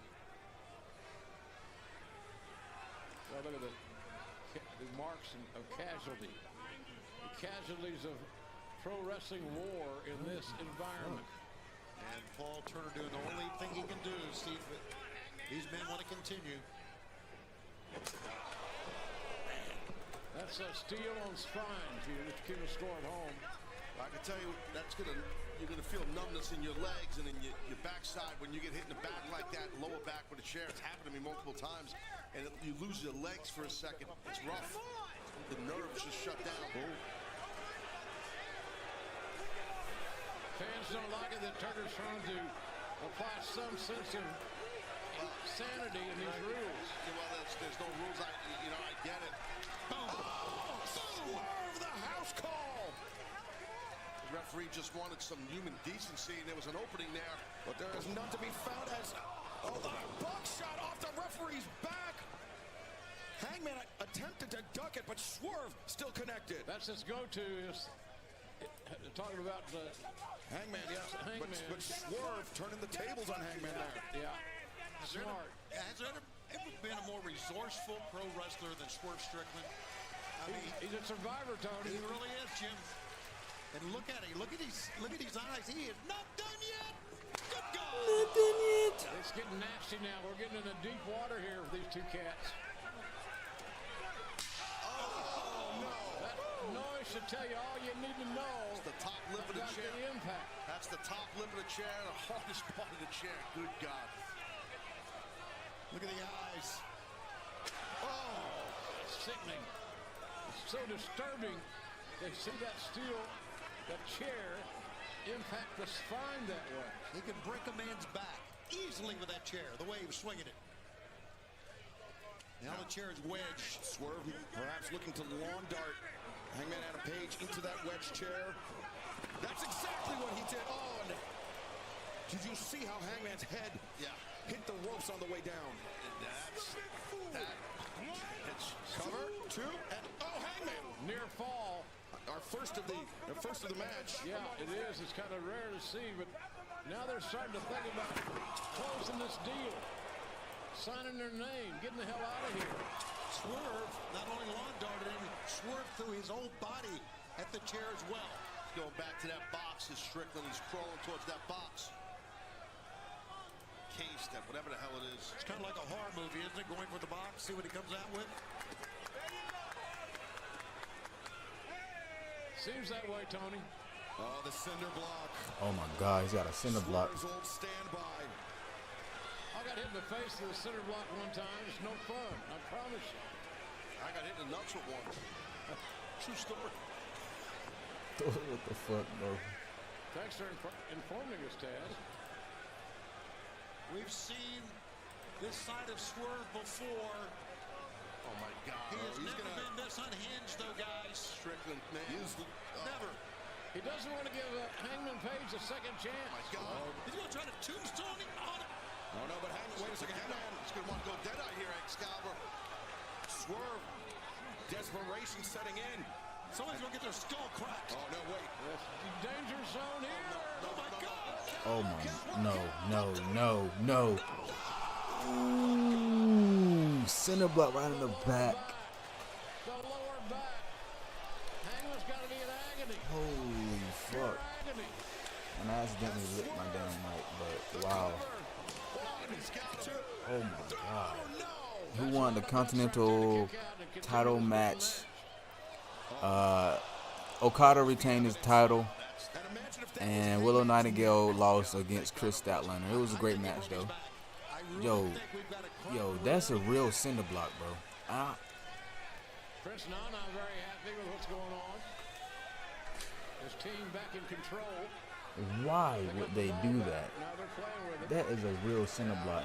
Hangman Adam Page literally just scraped his entire back, entire lower back on that shit. That shit is insane. The setup can be too long because Hangman Page is going to run on pure adrenaline from here on out. And that could mean anything. I would be surprised if Swerve is done with the cinder block. I mean, think about what we've seen Swerve do with that cinder block in the past. Yeah. The stomp coming in, I mean, just shattering the cinder block on the chest. Yeah, his former tag team partner,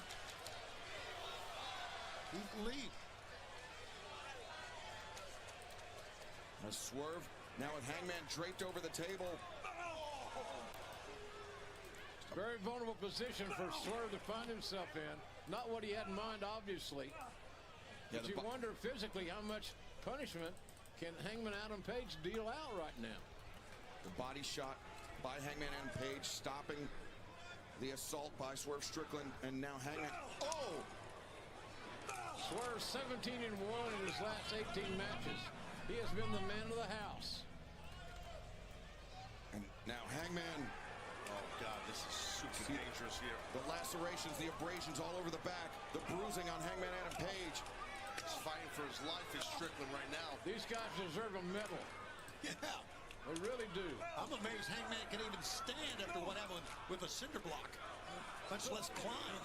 And Swerve kicking at the head of Hangman. Oh, whoa. Oh, my God, can you believe what we just saw? What impact, what force and velocity. But will it be enough to get a 3 count? Just cover him, Swerve, just cover him. 2. Kicked out. Of course he did. I have no idea how. I don't either. Just instincts, I think, fellas. Something that simple. Swerve can't believe it either. You saw the look on his face. This nasty match. Yeah, maybe he sees a silver lining here, a chance to inflict even more pain on the Hangman here. Oh, wait, but maybe not. Deadeye! Will that be enough? It should be. Oh, Swerve. Not a lot in that kick out. I'll tell you, that Deadeye hit the spot. And now Hangman once again weighing his options. What's he looking at? He was eyeing something. I don't know what that was. Maybe not.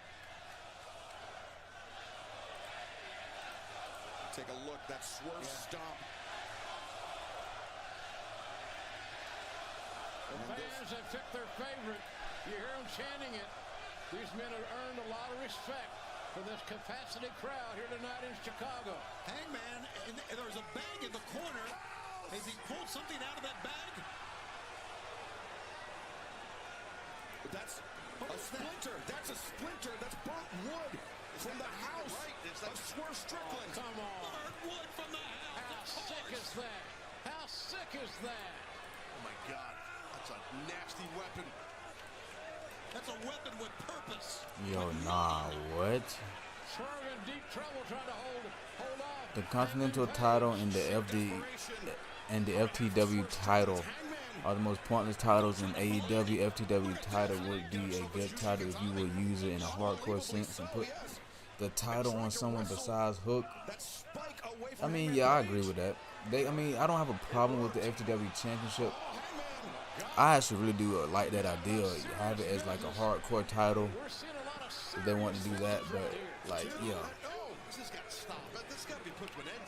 If the FTW Championship does not have like a gimmick towards or anything, I would just have it off television because there's no point. Because I don't want to have, I'm sick and tired of seeing guys like Chris Jericho and Hook feud, bro. Especially Chris Jericho, man. Tired of Chris Jericho. So the FTW Championship should just go. It had a nice little run, nice little reboot. It should just leave, and we need to focus on AEW brand championship belts, not belts from 25 years ago. And as far as the Continental title, I mean,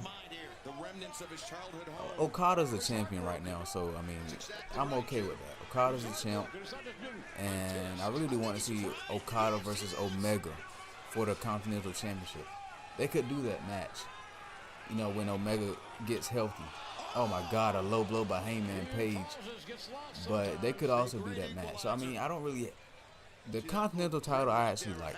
I like that belt. FTW Championship, they can just throw away, in my opinion, because it wouldn't do really much harm. Oh my God. Oh my God. Hangman Page just powerbombed the ever-living shit out of Swerve on that center block. A real center block, by the way. Because that center block did not move. Oh my God. But, yeah. And I'm not going to lie, I probably would have had Orange Cassidy win the title match so you can at least bring prestige of that title up. Now, there's been a lot of controversy on Orange Cassidy. A lot of people say that Orange Cassidy is overrated. They don't like Orange Cassidy because he's small. Orange Cassidy has one of the best win-loss ratios in AEW. And, he's a smaller guy, so... Orange Cassidy got some controversy around him. I'm not really, And I'm guessing if that'll even do it. I'm a fan of Orange Cassidy. But as far as putting a title on Orange Cassidy, how much would it elevate the title if you put it on Orange Cassidy instead of Okada? If you really look, if you just think about it. I don't think that would elevate it. Honestly, I think people would hate the title even more if they were to put it on Orange Cassidy, just because that so many people don't like. I'm not gonna say that a lot of people don't like Orange Cassidy, but there are a lot of people who have been saying as of recently that this Orange Cassidy push is kind of getting stale. They're getting sick and tired of it. Me personally, I don't really have that much of a gripe about Orange Cassidy. It's just, if they're going to have him in main event feuds, like if they're going to have Orange Cassidy, a guy like Orange Cassidy, constantly in title pictures and constantly in big main events, they got to make him serious and they got to give him some character development, because I don't want to see the same Orange Cassidy we've seen for the last 5 years. I just went on an entire rant, but whatever. Unable to follow up and put Hangman in a pinning position. No, Swerve may be looking for the house call. He may be looking for the knockout. As Hangman on hands and knees. Man, this has been gritty. It's been physical. I look-y another house call. I look-y hope they do Okada versus Takeshita. I would love to see that match one day. They should really do that match on a Dynamite or something. Where do these two guys get this from? Their heart, Tony, I guess. It's their soul. And it's also the pride. They don't want to give into each other. It's pride. It's Yo, nah, that house call kick to Hangman and right between the cage, that was deadly. Oh, he's looking up even further here. What is Swerve looking for here, bro? What is Swerve looking for here? It's dangerous stuff, man. I mean, dangerous. Oh my God, Swerve stomp off the top of the cage. Now the last time we've seen somebody jump off the top of the cage in AEW, they broke both of their legs, man. And I'm talking about Adam Copeland. So I'm just saying. I'm just saying. Oh, wait a... Oh, my God. Hangman, he's got him set up. Oh, no. What is this? Powerbomb from the top turnbuckle. Oh, my Lord. Look like Mike Awesome. Awesome bomb. And they're both still trying to get to their freaking feet. Essentially an awesome bomb by Hangman. Yeah, see, I know my wrestling, bro. I know my wrestling, man. I know my wrestling. Awesome bomb. Mike Awesome. Shout out Mike Awesome, man. Deadeye! Center of the ring! Hangman! Gotta be it. Is this it? 2. No. Just rolled his shoulder up again. They have their strength is it's been lessened so much they can't even execute the most elementary of maneuvers. That's what makes this damn thing so dangerous. And Hangman, that look on his face. With all due respect to Jack Perry, if Adam Copeland doesn't get hurt, he does not have that TNT title. Now, I mean, I do think that Jack Perry was going to face Adam Copeland for the belt eventually. I do think that Jack Perry was going to become the TNT champion. Just, you know, the whole deal with Adam Copeland, him breaking his ankle, they just had to take the title. They basically just had to vacate it off of him. I do think that what pay-per-view was that? Was it that Double or Nothing when that happened? And yeah, or whenever that was.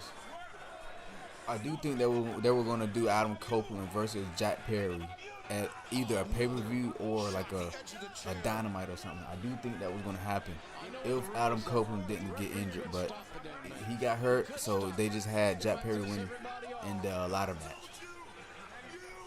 So.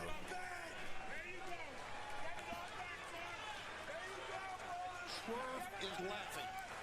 He's regrouping, more importantly, Tony. Swerve is looking like a sick freak, man. This is not, if you're Adam Page, what you want to see.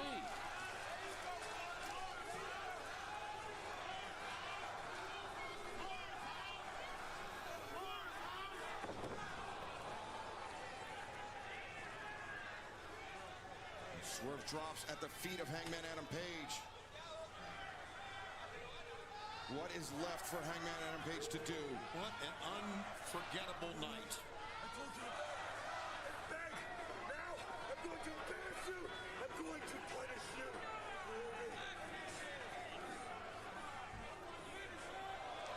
Oh my God. Yo, what?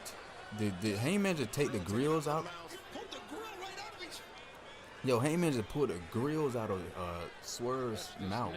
Yo, what the He's fuck? going back to the bag, guys. What the hell? This is just on another level. This is a deep-rooted personal right. That's a hypodermic needle.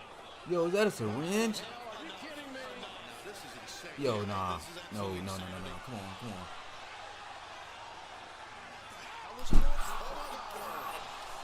Oh my.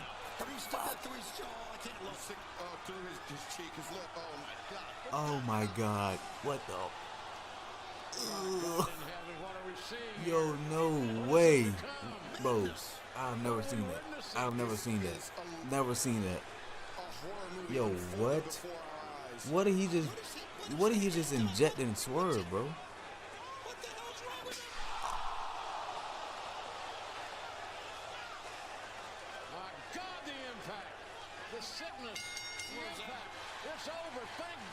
Oh my God, yo, what?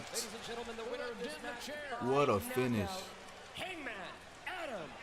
Yo, nah, that chair shot, one of the most brutal chair shots of all time. Completely 100% unprotected headshot to end the match. Hangman Adam Page finally gets his win. Swerve will be out for a long time, bro. Swerve, I don't see Swerve coming back on television after this match. Yo, what? No music playing or anything, just a lifeless Swerve in the center of the ring. Hangman Page gets his win, bro. Careers by participating in this bloodbath. Holy shit. Knocker, if you will. Yo, Hangman Page, yo, is Swerve okay? Not just the physical cost, not the Please tell me somebody is bleeding in that match, because there is no point in having a lights out match. There's no blood. There was some blood, not as much as, you know, their first, as their unsanctioned match at Wrestle Journey, but this match was pretty gruesome. Yo, that chair shot was horrific.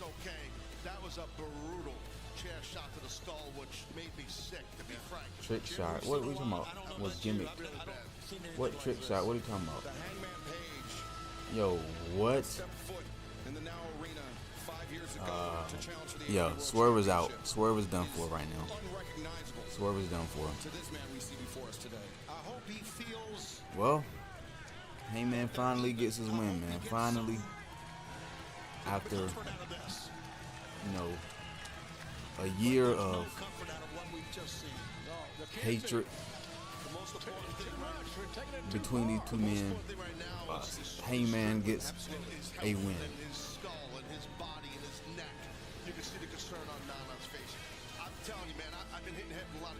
Yeah, not a good couple of weeks for Swerve Strickland. Lost his belt and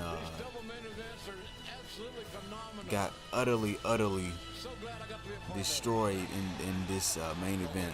Both of these men destroyed each other, but golly, Swerve is out. Hangman Adam Page surveying the carnage, recognizing well, ladies and gentlemen, that is the end of this pay-per-view. Pretty damn good show. Stay tuned for more content on this channel. If you like this stream, make sure you like, comment, or make sure you share, like, subscribe, do whatever you want to do. And until next time, hey man, I'm gonna see y'all boys later, man. Peace.